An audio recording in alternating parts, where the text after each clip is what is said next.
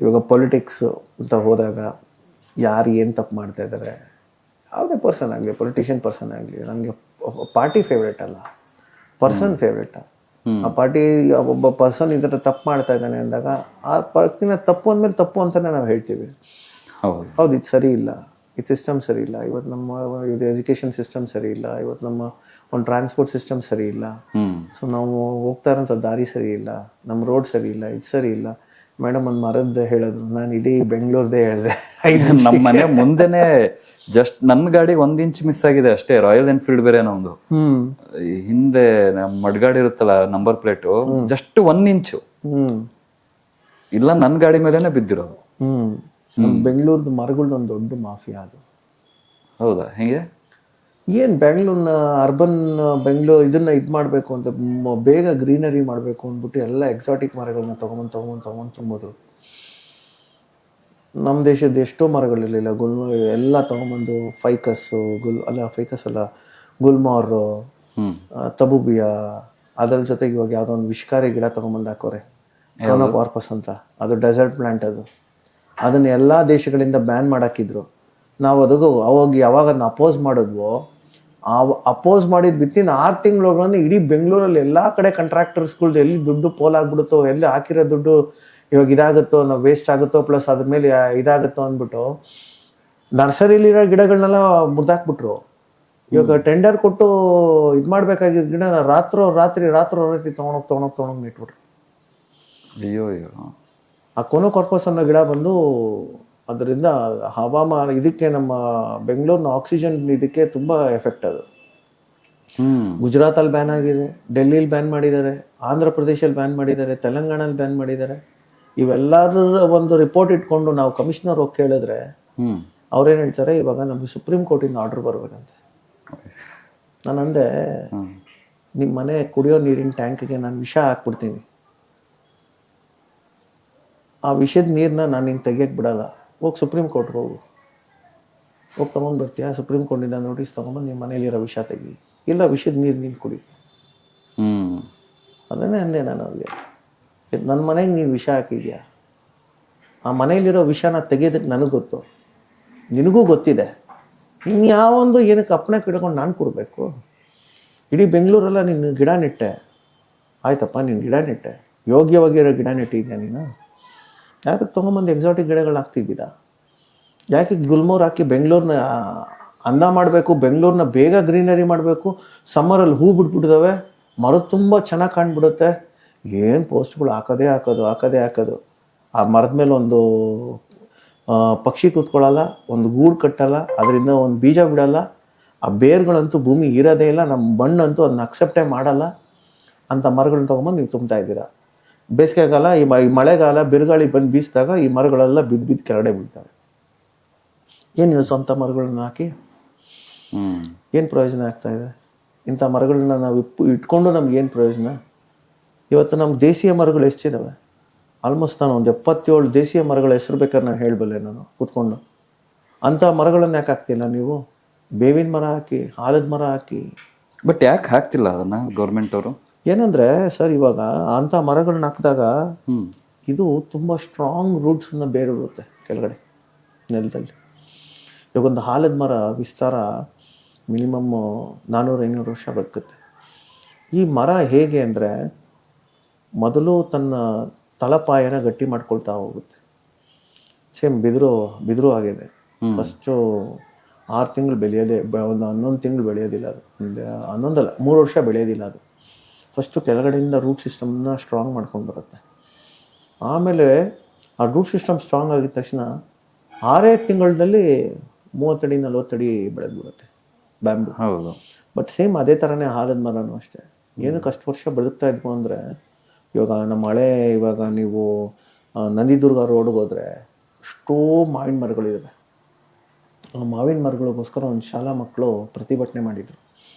ಮುಂಚೆ ಆ ಮೇಕ್ರಿ ಸರ್ಕಲ್ಗೆ ಹೋದಾಗ ಅದೊಂದು ಬೊಂಬೆಗಳನ್ನ ಕ್ರಿಯೇಟ್ ಮಾಡಿ, ಅದೊಂದು ಹಾರ್ಟ್ನ ಅಲ್ಲಿ ಕ್ರಿಯೇಟ್ ಮಾಡಿ ನಿಲ್ಲಿಸಿದ್ರು ಬೊಂಬೆಗಳನ್ನ. ಇವಾಗ ಅದನ್ನ ಕಿತ್ತಾಕ್ಬಿಟ್ಟಿದ್ದಾರೆ. ಯಾಕಂದರೆ ಇದನ್ನ ನೋಡಿದ ತಕ್ಷಣ ನಾಳೆ ದಿನ ಇನ್ಸ್ಪೈರ್ ಆಗ್ತಾರೆ ಜನ. ಹೌದು, ಇಲ್ಲೇನೋ ಹಿಸ್ಟ್ರಿ ಇದೆ, ಏನೋ ಮಕ್ಕಳು ಹಿಂಗೆ ಮಾಡಿದ್ದಾರೆ. ಅದು ಇವಾಗ್ಲೂ ಸರ್, ಅದಕ್ಕೆ ನಾವು ಹೇಳ್ತಾ ಇದ್ದೀನಲ್ಲ, ಹಿಸ್ಟ್ರಿನ ನಾವು ನಮ್ಮಿಂದ ಮರೆಮಾಚೋದಕ್ಕೆ ತುಂಬ ಪ್ರಯತ್ನ ಪಡ್ತಾರೆ. ನಾನು ಎಕ್ಸಾಂಪಲ್ ನಿಮಗೆ ಎಲಿಫೆಂಟ್ಸ್ದೇ ಹೇಳ್ತಾ ಹೋಗ್ತಾ ಇದ್ದೆ. ಇವತ್ತು ಯಾಕೆ ನಮ್ಮ ನ್ಯಾಚುರಲಿಸ್ಟ್ಗಳು ಅದ್ರ ಬಗ್ಗೆ ಮಾತಾಡೋಲ್ಲ? ಎಲ್ಲ ಗೊತ್ತಿದೆ, ಹಿಸ್ಟ್ರಿ ಗೊತ್ತಿದೆ, ಎಲ್ಲ ಇದು ಗೊತ್ತಿದೆ. ಯಾತಕ್ಕೋಸ್ಕರ ಇವತ್ತು ಆನೆಗಳ ಬಗ್ಗೆ ಅವ್ರು ಅಷ್ಟೊಂದು ಇದು ಮಾಡ್ತಾ ಇದ್ದಾರೆ? ಒಂದು ಪಾಪ್ಯುಲೇಷನ್, ಆನೆಗಳ ಪಾಪ್ಯುಲೇಷನ್ನಲ್ಲಿ ನಂಬರ್ 1 ನಮ್ಮ ಕರ್ನಾಟಕ. ಹೇಗೆ ಹ್ಯಾಬಿಟೇಟ್ ಬಿಲ್ಟ್ ಆಗ್ತಾ ಇದೆ? ಎಷ್ಟು ಕಿಲೋಮೀಟ್ರಿಗೆ ಒಂದು ಹ್ಯಾಬಿಟೇಟ್ ಇದೆ? ಇವತ್ತು ಹುಲಿಗಳ ಒಂದು ಸಂದಮ ನಮ್ಮದರಲ್ಲಿ ಸೆಕೆಂಡ್ ಪ್ಲೇಸ್ ಇದೆ. ಮಧ್ಯಪ್ರದೇಶಲ್ಲಿ ಯಾಕೆ ಫಸ್ಟ್ ಪ್ಲೇಸ್ ಇದೆ? Just 1 or 2 numbers in the places ಇದೆ. ಬಟ್ ಆದರೂ ನಾವು ಅದಕ್ಕೇನು ಕಮ್ಮಿ ಇಲ್ಲ. ಬಟ್ ಹುಲಿ ಸಂತತಿಗಳು ಜಾಸ್ತಿ ಆದಷ್ಟು ಇವಾಗ ನ್ಯಾಚುರಲ್ ವೆಜಿಟೇಷನ್ ಅರ್ಬಿವರಸ್ಸು ಕಾರ್ನಿವರಸ್ ಬ್ಯಾಲೆನ್ಸ್ಡ್ ಆಗ್ತಾ ಇಲ್ಲ. ಇನ್ನೊಂದು ಕಡೆ ಇವಾಗ ಡಾಮಿನೆನ್ಸ್, ಇವಾಗ ನಾನು ಸ್ಟ್ರಾಂಗ್ ಆಗಿರಬೇಕು, ನೀನು ಸ್ಟ್ರಾಂಗ್ ಆಗಿರಬೇಕು ಅನ್ನೋದ್ರಲ್ಲೇ ಫೈಟ್ ಆಗ್ತಾ ಇದೆ ಅಲ್ಲಿ.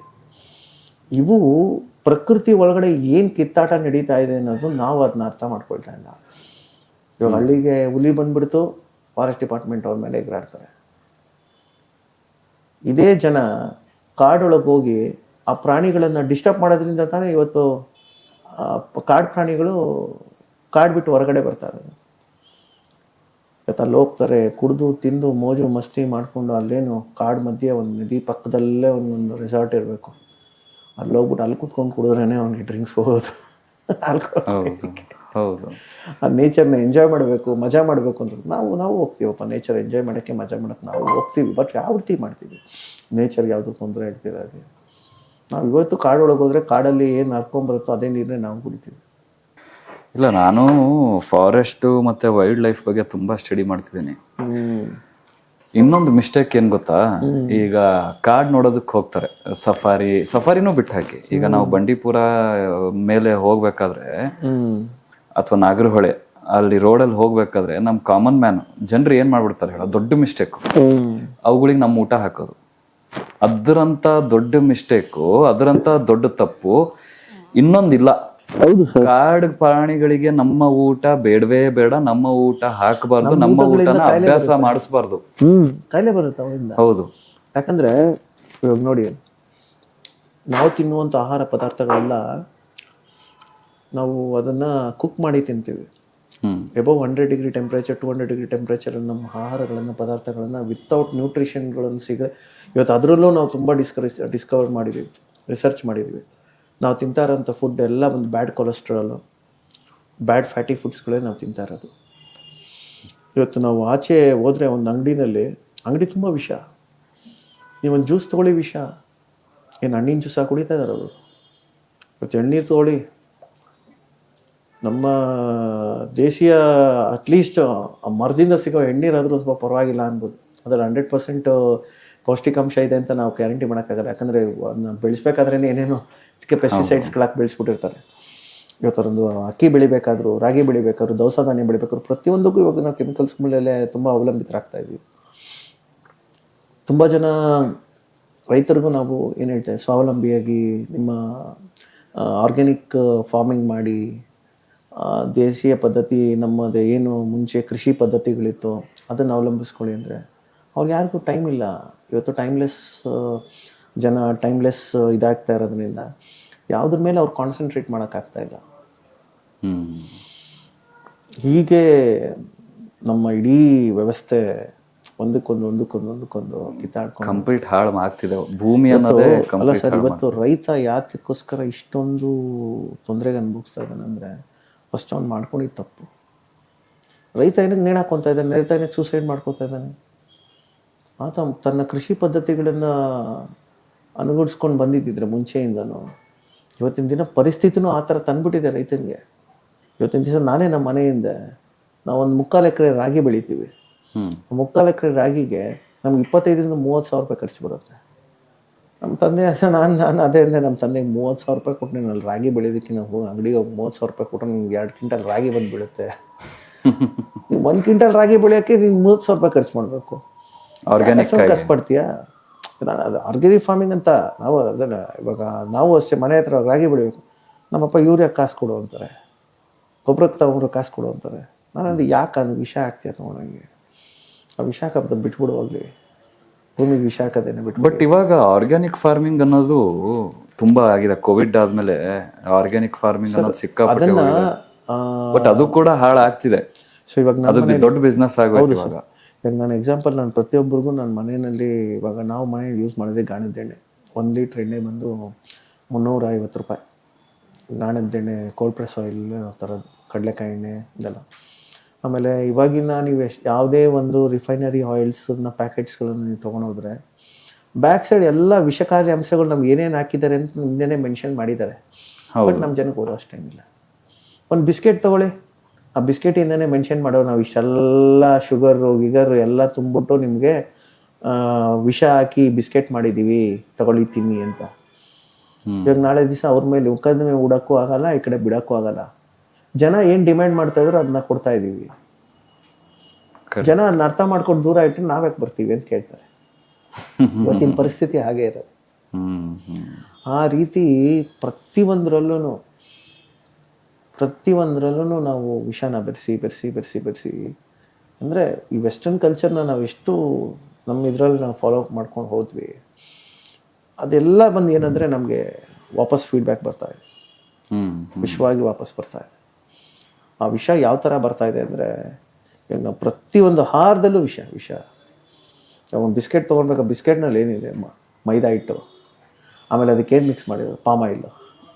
ಆ ಪಾಮ್ ಆಯಿಲ್ ನಮಗೆ ಆರೋಗ್ಯಕ್ಕೆ ಒಳ್ಳೇದಾದ್ರು, ಪಾಮ್ ಆಯಿಲ್ ಒಳ್ಳೇದೇ ಅಲ್ಲ. ಒಂದು ಕಾಲದಲ್ಲಿ ಸರ್ಕಾರನೇ ಪಾಮ್ ಆಯಿಲ್ನ ಇದು ಮಾಡೋದಕ್ಕೆ ಸ್ಟಾರ್ಟ್ ಮಾಡಿದ್ರು, ಆಮೇಲೆ ಅದು ನಿಲ್ಲಿಸ್ಬಿಟ್ರು. ಎಲ್ಲ ನಮ್ಮ ಜನಕ್ಕೆ ಗೊತ್ತಿದೆ, ಬಟ್ ಅದನ್ನು ನನ್ನ ತಲೆ ಕೆಡಿಸ್ಕೊಳ್ಳೋದು. ಯಾಕಂದರೆ ಟೈಮ್ಲೆಸ್ ಬಿಸ್ನೆಸ್ ಮೈಂಡೆಡ್ ಪೀಪಲ್. ಇವತ್ತು ಮ್ಯಾಕ್ಡೊನಾಲ್ಡ್ಸು, KFC ಇದೆಲ್ಲ ಇದಕ್ಕೆಲ್ಲ ಹೋಗ್ತೀವಿ, ಅಲ್ಲೇ ಅವ್ರು ಮೆನ್ಷನ್ ಮಾಡಿರ್ತಾರಂತೆ ಚಿಲ್ಡ್ರನ್ಸ್ಗೆ ಮತ್ತು ಪ್ರೆಗ್ನೆಂಟ್ ವುಮೆನ್ಸ್ಗೆ ಇಟ್ಸ್ ನಾಟ್ ಗುಡ್ ಅಂತ. ಕರೆಕ್ಟ್. ಬಟ್ ಆದರೆ ಇದೇ ಚಿಲ್ಡ್ರನ್ಸ್ ಹೋಗಿ ಅಲ್ಲಿ ಬರ್ಡೇ ಪಾರ್ಟಿ ಮಾಡ್ತಾರೆ, ಅಲ್ಲೇ ಬರ್ಗರ್ ತಿಂತಾರೆ, ಅಲ್ಲೇ ಸ್ನ್ಯಾಕ್ಸ್ ತಿಂತಾರೆ. ಇವತ್ತು ನಾನು ಒಂದ್ಸರಿ ತಿನ್ಲೇಬೇಕಾದ ಪರಿಸ್ಥಿತಿ ಬಂದಾಗ ತಿಂದಿದ್ದೀವಿ. ಏನು ಮಾಡೋದು, ಹಂಗಿದೆ ಇವತ್ತು ಪರಿಸ್ಥಿತಿ.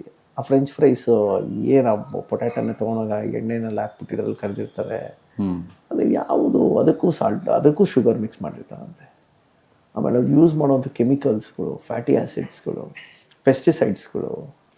ಒಂದು ಕೋಕೋಕೋಲಾನಲ್ಲಿ ಎಷ್ಟೆಲ್ಲ ಇದಿದೆ ಅಂದರೆ, ಇದರಲ್ಲಿ ಹತ್ತಿ ತೋಟಕ್ಕೆ ಒಂದ್ಸರಿ ಈ ಕೋವಿಡ್ ಟೈಮ್ನಲ್ಲಿ ಯಾರೋ ಒಬ್ಬರು ರೈತ ಹತ್ತಿ ತೋಟಕ್ಕೆ ಔಷಧಿ ಹೊಡೆಯೋಕ್ಕೆ ದುಡ್ಡಿಲ್ಲ ಅಂದ್ಬಿಟ್ಟು ಕೋಕೋಕೋಲಾ ಮತ್ತು ಸಿಂಪಡಣೆ ಮಾಡ್ತಿದ್ದಂತೆ. ಆಮೇಲೆ ಅನ್ನೋದು ಇದು ಒಳ್ಳೆ ಇದು ಕೊಡ್ತಾ ಇದೆ ನನಗೆ, ಔಷಧಿಗೆ 1000 ರೂಪಾಯಿ ಖರ್ಚು ಮಾಡೋಕ್ಕಿಲ್ಲ, 4 ಬಾಟ್ಲು ತೊಗೊಂಡ್ಬಂದು ಸ್ಪ್ರೆಡ್ ಮಾಡಿ ಹೊಡೆದ್ರೆ ಆರಾಮ್ಸೆ ಹೊಂಟೋಯ್ತಲ್ಲ. ನೋಡಿ ಎಷ್ಟು ಕೋಕೋಕೋಲಾನಲ್ಲೇ ನಾವು ಎಂತ ವಿಷ ಕುಡಿತಿದೀವಿ ಅಂತ. ನಿಜವಾಗ್ಲೂ ಎಷ್ಟು ಇದಿದೆ ಅಂದರೆ ಅಷ್ಟೊಂದು ನೋಡ್ತಾ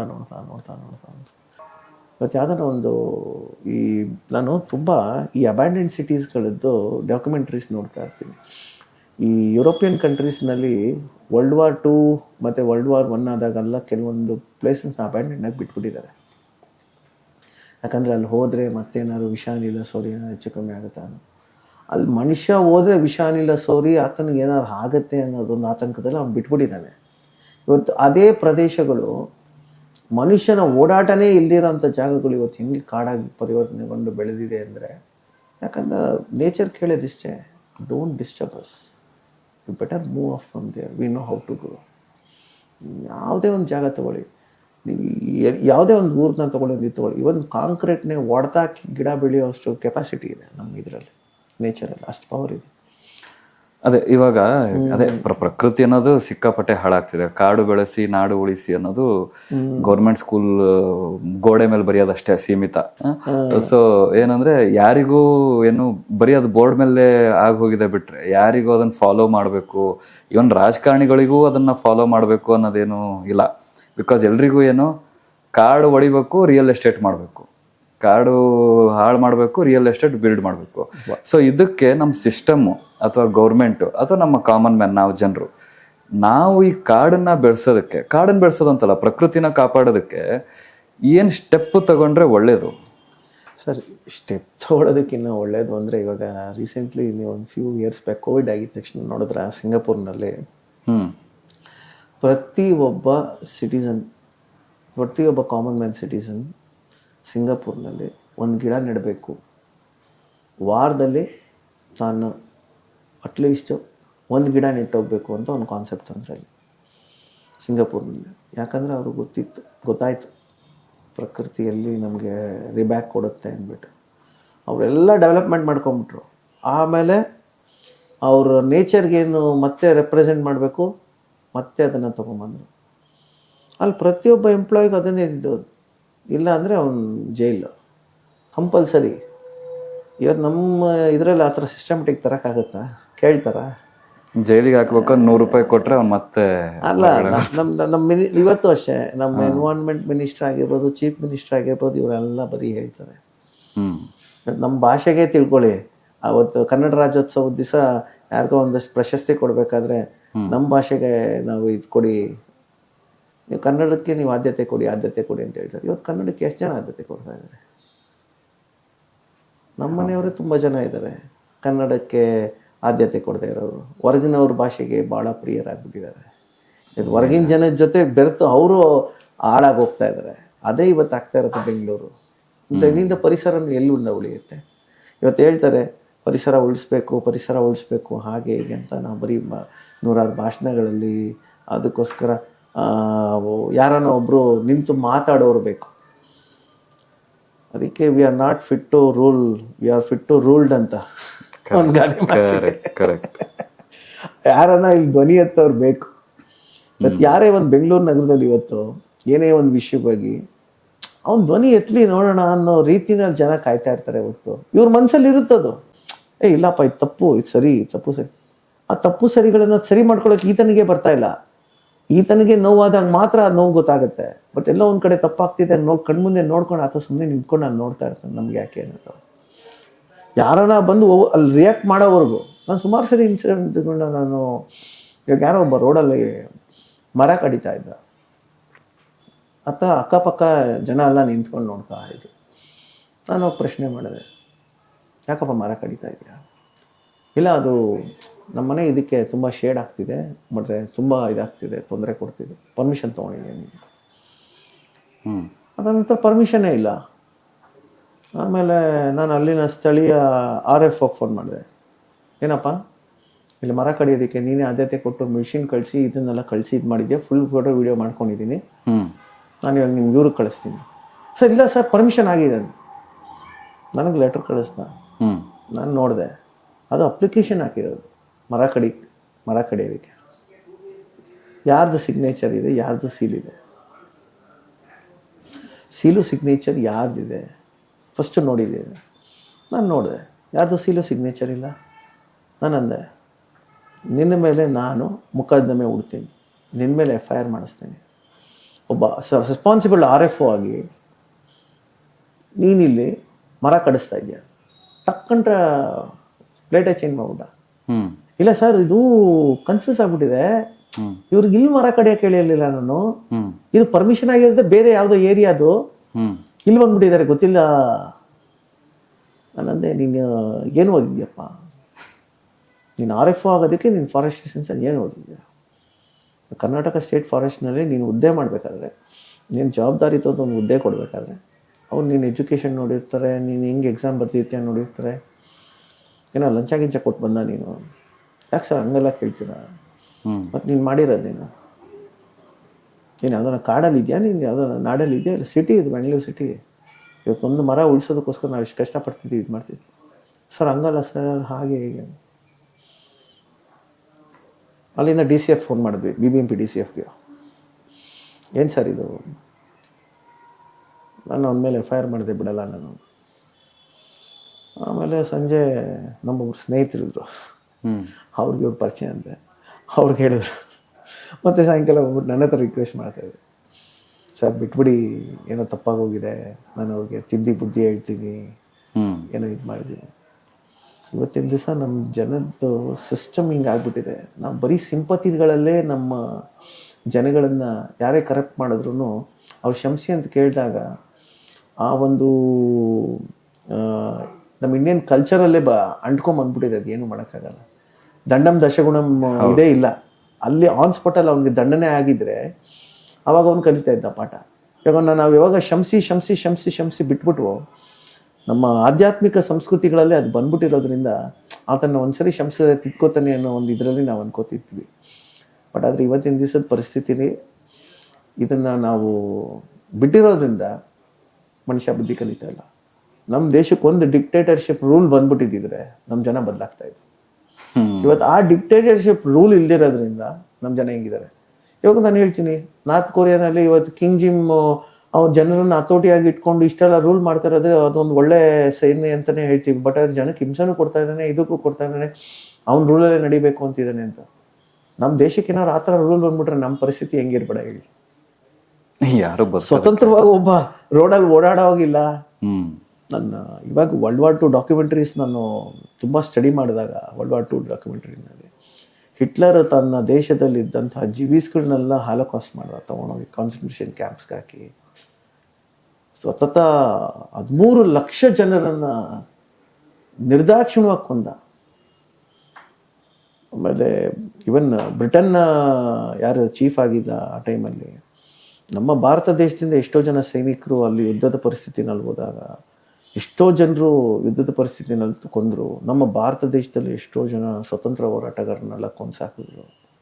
ಇವರೆಲ್ಲ ವರ್ಲ್ಡ್ ವಾರ್ 2ನಲ್ಲಿ ಯಾರ್ಯಾರು ದೊಡ್ಡ ದೊಡ್ಡ ಮೇಧಾವಿಗಳು ಅಂತ ಹೇಳ್ಕೊತೀವಲ್ಲ, ಎಲ್ಲ ಮರ್ಡರರ್ಸೆ. ಇವ್ರ ದೇಶದ ವಿನಾಶಕ್ಕೆ ಇದು ಮಾಡಿದವ್ರೆ ಎಲ್ಲ. ಬಟ್ ಆದ್ರೆ ಏನು ಮಾಡ್ತಾ ಇದ್ದಾರೆ ಇವತ್ತು, ಏನಕ್ಕಿದೆ ಇಷ್ಟೆಲ್ಲ ಆಗ್ತಿದೆ ನೋಡಿ. 200 ವರ್ಷ ನಮ್ಮ ದೇಶನ ಲೂಟಿ ಮಾಡ್ಕೊಂಡು ಹೊರಟ್ಬಿಟ್ರು ಬ್ರಿಟಿಷರು. ನಮಗೆ ಜ್ಞಾನನೂ ಇರಲಿಲ್ಲ, ಬುದ್ಧಿನೂ ಇರಲಿಲ್ಲ. ಇಲ್ಲಿ ಏನಂದರೆ ನಮ್ಮ ವೀಕ್ನೆಸ್ನ ಇಟ್ಕೊಂಡು, ಧರ್ಮಗಳನ್ನು ಇಟ್ಕೊಂಡು ಕಿತ್ತಾಡ್ಕೊಂಡು, ನಾವು ಇಲ್ಲಿ ಕಿತ್ತಾಡ್ಕೊಂಡಾಗ 3ನೇ ಒಂದು ಎಂಟ್ರಿ ಆಗಿ ಇವತ್ತು ಪರಿಸ್ಥಿತಿ ಈ ಥರ ಆಯಿತು. ಇವತ್ತು ನಮ್ಮಲ್ಲಿ ಬ್ರಿಟಿಷ್ ರೂಲ್ ಇಲ್ಲ, ಅದೇ ಬ್ರಿಟಿಷ್ ಬಿಟ್ಟೋಗಿರೋಂಥ ರೂಲ್ಸ್ ಆ್ಯಂಡ್ ರೆಗ್ಯುಲೇಷನ್ಸ್ಗಳು ಇಟ್ಕೊಂಡು ಇವತ್ತು ನಮ್ಮ ಪ್ರಕೃತಿ, ಪರಿಸರ, ಮಾನವ ಜೀವನ ಎಲ್ಲವನ್ನು ಹಾಳು ಮಾಡ್ಕೊಂಡಿದ್ದೀವಿ. ನಾವು ಹೇಳಿದಾಗೆ ಹಂತ ಹಂತದಲ್ಲೂ ಹೆಜ್ಜೆ ಹೆಜ್ಜೆಯಲ್ಲೂ ವಿಷ ಇದೆ. ಆ ರೀತಿ ಒಂದು ವಿಷಯದ ವಾತಾವರಣದಲ್ಲಿ ನಾವು ಬದುಕ್ತಾ ಇದ್ದೀವಿ. 100 ವರ್ಷ ಬದುಕ್ತಿದ್ದಂಥ ಮನುಷ್ಯ ಇವತ್ತು 50 ವರ್ಷಕ್ಕಿದ್ರೂ ಆಶ್ಚರ್ಯ ಆಗ್ತಾ ಇದೆ. ಪ್ರತಿಯೊಬ್ಬ ಚಿಕ್ಕ ವಯಸ್ಸಿನ ಯುವಕನಿಗೆ ಕಾರ್ಡಿಯಾಕ್ ಅರೆಸ್ಟ್ ಆಗ್ತಾ ಇದೆ. Heart disease, heart problems, diabetes, ನೂರಾರು ಕಾಯಿಲೆಗಳು. ಇವತ್ತಿನ ದಿವಸ ಬೇರೆ ದೇಶಗಳಲ್ಲಿ ಬಯೋವಾರ್ ಮಾಡುವಂತಹ ಕೆಲವೊಂದು ವಿಕಿರಣಗಳನ್ನು ಇಟ್ಕೊಂಡು ಅವರು ನಮ್ಮನ್ನು ಎದುರಿಸ್ತಾ ಇದ್ದಾರೆ, ಆಟ ಆಡ್ತಾ ಇದ್ದಾರೆ. ಇವತ್ತು ಕೋವಿಡ್ ಸಂದರ್ಭಗಳಲ್ಲೇ ನಾವು ನೋಡ್ಬೋದು. ಕೋವಿಡ್ ಅನ್ನೋದು ಒಂದು ಇಡೀ ವಿಶ್ವಕ್ಕೆ ಎಂಥ ದೊಡ್ಡ ಮಾರಕ ಆಯಿತು ಅಂತಂದರೆ, ಅದು ಮೊನ್ನೆ ಯಾವುದೋ ಒಂದು ಹಿಸ್ಟ್ರಿ ನಾನು ಓದ್ತಾ ಇದ್ದೆ. ಈ ಆ್ಯಪಲ್ ಫೋನ್ ಫೌಂಡರ್ ಯಾರೋ ಇದ್ದಾನಲ್ಲ, ಸ್ಟೀವ್ ಜಾಬ್ಸ್ಗೆ ಮೊದಲೇ ಗೊತ್ತಿತ್ತಂತೆ ಇದೆಲ್ಲ ಬ್ಯಾಂಗ್ಳೂರ್ನಲ್ಲಿ ಒಂದು ಪ್ಯಾಂಡಮಿಕ್, ಅಂದರೆ ಬ್ಯಾಂಗ್ಳೂರ್ ಅದು ಸಾರಿ ಇಡೀ ವರ್ಲ್ಡ್ಗೆ ಒಂದು ಪ್ಯಾಂಡಮಿಕ್ ಸಿಚುವೇಶನ್ ಬರುತ್ತೆ, ಲಕ್ಷಾಂತರ ಜನ ಸಾಯ್ತಾರೆ. ಆ ಟೈಮಲ್ಲಿ ಈ ಥರ ಎಲ್ಲ ಹಿಂಗಾಗುತ್ತೆ ಅಂತ. ಅದೇ ಸ್ಟೀವ್ ಜಾಬ್ಸು ಅದೇ ಟೈಮಲ್ಲಿ 90 ಮಿಲಿಯನ್ ಕ್ರೋರ್ನ ಈ ಥರ ಒಂದು ಕೋವಿಡ್ ವ್ಯಾಕ್ಸಿನ್ ಕಂಪ್ನೀಸ್ಗಳ ಮೇಲೆ ಇನ್ವೆಸ್ಟ್ ಮಾಡಿದ್ರಂತೆ. ಸರ್, ಇವತ್ತು ಅದನ್ನು ಹೇಳ್ತಾ ಇದ್ದೀನಿ. ಕೋವಿಡ್ ಸಿಚುವೇಶನ್ನಲ್ಲಿ ಯಾವ ಮೆಡಿಕಲ್ ಕಂಪನಿಗಳು ವ್ಯಾಕ್ಸಿನ್ಸ್ಗಳನ್ನು ಇದು ಮಾಡಿದ್ರು, 90%, 90ರಷ್ಟು ಹೆಚ್ಚಾಗಿ ಹಣ ಮಾಡ್ಕೊಳ್ಳೋದಕ್ಕೆ ಇದನ್ನ ಪ್ಲಾನ್ ಮಾಡಿದ್ರಂತೆ. ಇಡೀ ವಿಶ್ವದಾದ್ಯಂತ 10 ದಶಲಕ್ಷ ಕೋಟಿ ಜನರನ್ನ ಸಾಯಿಸಬೇಕು ಅಂತ ಇವರು ಪ್ಲಾನ್ ಮಾಡ್ಕೊಂಡಿದ್ರಂತೆ. ದೊಡ್ಡ ದೊಡ್ಡ ಮಲ್ಟಿ ಮಿಲಿಯನಿಯರ್ ಕಂಪನಿಗಳು. ಒಂದೊಂದು ಸತ್ಯಗಳನ್ನ ನಾವಿವತ್ತು ನೋಡ್ತಾ ಇದ್ದೀವಿ, ನಮ್ಮ ಕಣ್ಮುಂದೆ ಬರ್ತಾ ಇದೆ, ಕಣ್ಮುಂದೆ ಸಿಗ್ತಾ ಇದೆ. ಬಟ್ ಅದೇ ದಂಡನೆ ಕೊಡೋರು ಯಾರು, ದಂಡಿಸೋರು ಯಾರು? ಅವ್ರುಗಳನ್ನ ಮಠ ಹಾಕದ, ಇಲ್ಲ ನಮ್ಮನ್ನು ನಾವು ಇಲ್ಲಿ ಮಠ ಹಾಕೊಂಡು ನೋಡೋದ? ಯಾರು ಇಲ್ಲಿಂದ ಏನು ತಗೊಂಡೋಗಕ್ಕಾಗಲ್ಲ. ನೀನು ಎಷ್ಟೇ ಕೋಟಿ ಸಂಪಾದನೆ ಮಾಡಿಯಮ್ಮ, ನೀನು ಎಷ್ಟೇ ದೊಡ್ಡ ಇವನಿರು. ಸ್ಟೀವ್ ಜಾಬ್ಸ್ ಒಂದು ಟೈಮಲ್ಲಿ ಎಲ್ಲರೂ ಆತನನ್ನು ದೇವರು ಅಂತ ನೋಡ್ತಾ ಇದ್ರು. ಬಟ್ ಆದ್ರೆ ಈ ಥರ ಒಂದು ಸ್ಟೇಟ್ಮೆಂಟ್ ಕೊಟ್ಟಾಗ ಅವನು ಅವಾಗೇ ಅಂತ ಸ್ಟೇಟ್ಮೆಂಟ್ ಕೊಟ್ಟಿದ್ದ ಅಂತ ಇವಾಗ ಅದನ್ನ ನಾವು ವಿಮರ್ಶೆ ಮಾಡಕ್ಕೆ ಹೋಗ್ತಿದ್ದೀವಿ. ಅಯ್ಯೋ, ಅವಾಗ ಅವ್ನು ಹೇಳಿದ್ದನ್ನು ನಾವು ಅರ್ಥ ಮಾಡ್ಕೊಂಡ್ಬಿಟ್ಟಿದ್ರಿ, ಇವತ್ತಿನ ಸಿಚುವೇಶನ್ ನಮ್ದು ಹೆಂಗಿರ್ಬೋದಾಗಿತ್ತು. ಬಟ್ ನಾವು ಇದ್ರೂ ನಮ್ಮ ರಾಜಕಾರಣಿಗಳೆಲ್ಲಿಂದ ನಮ್ಮ ಬಂದ್ಬಿಡ್ತಾರೆ. ಇವತ್ತು ನಮ್ಮ ಆಳುವಂಥ ರಾಜಕಾರಣಿಗಳು ಎಷ್ಟು % ಎಜುಕೇಟೆಡ್ಸ್ ಆಗಿದ್ದಾರೆ, ಎಲ್ಲಾನು ಬರುತ್ತೆ. ಇವಾಗ ನಾವು ಒಂದು ಎನ್ವೈರನ್ಮೆಂಟ್ ಸಬ್ಜೆಕ್ಟ್ ಅಂತ ಬಂದಾಗ ಬರೀ ನಾವು ಎನ್ವೈರನ್ಮೆಂಟಲ್ಲೇ ಒಂದು ದಾರಿನಲ್ಲಿ ಮಾತಾಡ್ತಾ ಹೋಗ್ತೀವಿ. ಈ ಎನ್ವೈರನ್ಮೆಂಟ್ ಒಳಗಡೆ ಇರ್ತಕ್ಕಂಥ ಲೂಪ್ ಹೋಲ್ಸ್ಗಳ ಬಗ್ಗೆ ನಾವು ಮಾತಾಡಲ್ಲ. ಇವತ್ತು ನಾನು ಏನೇ ಒಂದು ಸಬ್ಜೆಕ್ಟ್ ನಾನು ಮಾತಾಡಬೇಕಾದ್ರೆ ಯಾತಕ್ಕೋಸ್ಕರ ಲೂಪ್ ಹೋಲ್ಸ್ಗಳನ್ನು ನಾನು ಮಾತಾಡ್ಕೊಂಡು ಹೋಗ್ತೀನಿ ಅಂದರೆ, these are the loopholes where they are disturbing the environment. Correct. ಈ ಮನುಷ್ಯ ಈ ತಪ್ಪು ಮಾಡ್ತಾ ಇಲ್ಲ ತಾನೇ ಇದಕ್ಕೆ ಎಫೆಕ್ಟ್ ಆಗ್ತಾ ಇರೋದು. ನಾನು ಸುಮಾರು ಸರಿ ಈ ಮೀಡಿಯಾ ಚಾನಲ್ಸ್ಗಳಿಗೆ ಹೋದಾಗ, ನೀವು ಸಬ್ಜೆಕ್ಟ್ ಬಗ್ಗೆ ಮಾತಾಡಿ ಸರ್, ಎಲ್ಲದನ್ನು ಮಾತಾಡ್ಬಿಡಿ ಅಂತ ನಾನು ಅದನ್ನ ಹೋದಾಗಲ್ಲ ನಮಗೂ ಅವ್ರದ್ದು ಇದೇ ಡಿಬೇಟ್ ಆಗ್ತಾ ಇದೆ. ಮೇಡಮ್, ಒಂದು ಸಬ್ಜೆಕ್ಟು ಕ್ರಿಯೇಟ್ ಆಗಬೇಕಂದ್ರೆ ಆ ಸಬ್ಜೆಕ್ಟ್ ಪ್ರಕಾರ ಇದೆಲ್ಲಾನು ನಮ್ಮ ಬೇರುಗಳಿದ್ದಾಗೆ. ನೀವು ಮರದ ಬಗ್ಗೆ ಮಾತಾಡಿ, ಮರಗಳು ಬೇರ್ ಬಗ್ಗೆ ಮಾತಾಡ್ಬಿಡಿ ಅಂದರೆ ಹೇಗೆ ಅಂತಂದು. ಬೇರೆ ಹಬ್ಬದ್ರೆ ತಾನೇ ಮರಕ್ಕೆ ಸ್ಟ್ರಾಂಗ್ ಬರೋದು. ಸಬ್ಜೆಕ್ಟು ಅದೇ ಥರನೇ ಆಗಿರೋದು. ನಾವು ಎನ್ವೈರನ್ಮೆಂಟಿಂದ ಸ್ಟಾರ್ಟ್ ಮಾಡಿದ್ವಿ, ಅದು ಕೋವಿಡ್ವರೆಗೂ ಹೋಗಿ ನಿಲ್ಲಿಸ್ತು, ಎಕಾನಮಿವರೆಗೂ ಹೋಗಿ ನಿಲ್ಲಿಸ್ತು, ನಮ್ಮ ವಾಟರ್ ಕ್ರೈಸಿಸ್ವರೆಗೂ ಹೋಗಿ ನಿಲ್ಲಿಸ್ತು. ಇವತ್ತೇನು ಪೊಲ್ಯೂಷನ್ ಆಗ್ತಿದೆ ಅದ್ರ ಬಗ್ಗೆ ಹೋಗಿ ನಿಲ್ಲಿಸುತ್ತೆ. ಎಲ್ಲಿಂದ ಎಲ್ಲಿಗೆ ಹೋಗುತ್ತೆ.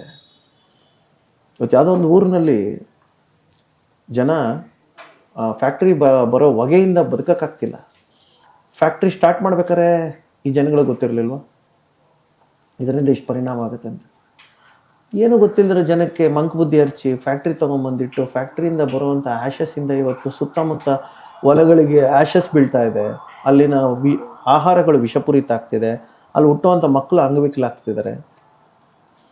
ಅಲ್ಲ, ಬಟ್ ಈಗ ರಾಜಕಾರಣಿಗಳು ಅಥವಾ ಬಿಸ್ನೆಸ್ ಮ್ಯಾನ್ಗಳು ಫ್ಯಾಕ್ಟ್ರಿ ಕಟ್ಟೋದ್ರಿಂದ ಹಾಳಾಗ್ತಿದೆ ಅನ್ನೋದಕ್ಕಿಂತನೂ ಅವ್ರು ಯಾಕೆ ಕಟ್ತಿದ್ದಾರೆ ಅಂದರೆ, ನಮ್ಮ ಜನ ಕೆಲಸ ಬೇಕು. ಯಾರು ರೈತರಾಗೋದಕ್ಕೆ ರೆಡಿ ಇಲ್ಲ, ಯಾರು ಪ್ರಕೃತಿಗೋಸ್ಕರ ಏನು ಮಾಡೋದಕ್ಕೆ ರೆಡಿ ಇಲ್ಲ. ಎಲ್ಲರೂ ಬೆಂಗಳೂರಿಗೆ ಬಂದು ಕೆಲಸ ಮಾಡಬೇಕು, ಎಲ್ರಿಗೂ ಫ್ಯಾಕ್ಟ್ರಿನಲ್ಲೇ ಕೆಲಸ ಬೇಕು, ಎಲ್ಲರೂ ಯೂನಿಯನ್ನಲ್ಲಿ ಇರಬೇಕು, ಎಲ್ಲರೂ ಯೂನಿಯನ್ ಲೀಡರ್ಗಳೇ ಆಗಬೇಕು ಅಲ್ವಾ?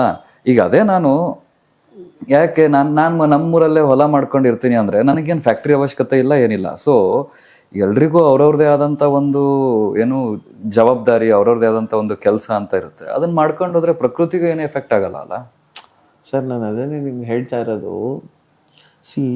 ನಮ್ಮಲ್ಲಿ ಯಾವುದನ್ನು ಉತ್ಪಾದನೆ ಮಾಡಬೇಕು, ಯಾವುದು ವಿಷಕಾರಿ ಇದೆ, ಅದು ಹೇಗೆ ತಡೆಗಟ್ಟಬೇಕು, ಯಾವೊಂದು ವಸ್ತುನ ನಾವು ಹೆಂಗೆ ತಯಾರಿಸ್ಬೇಕು.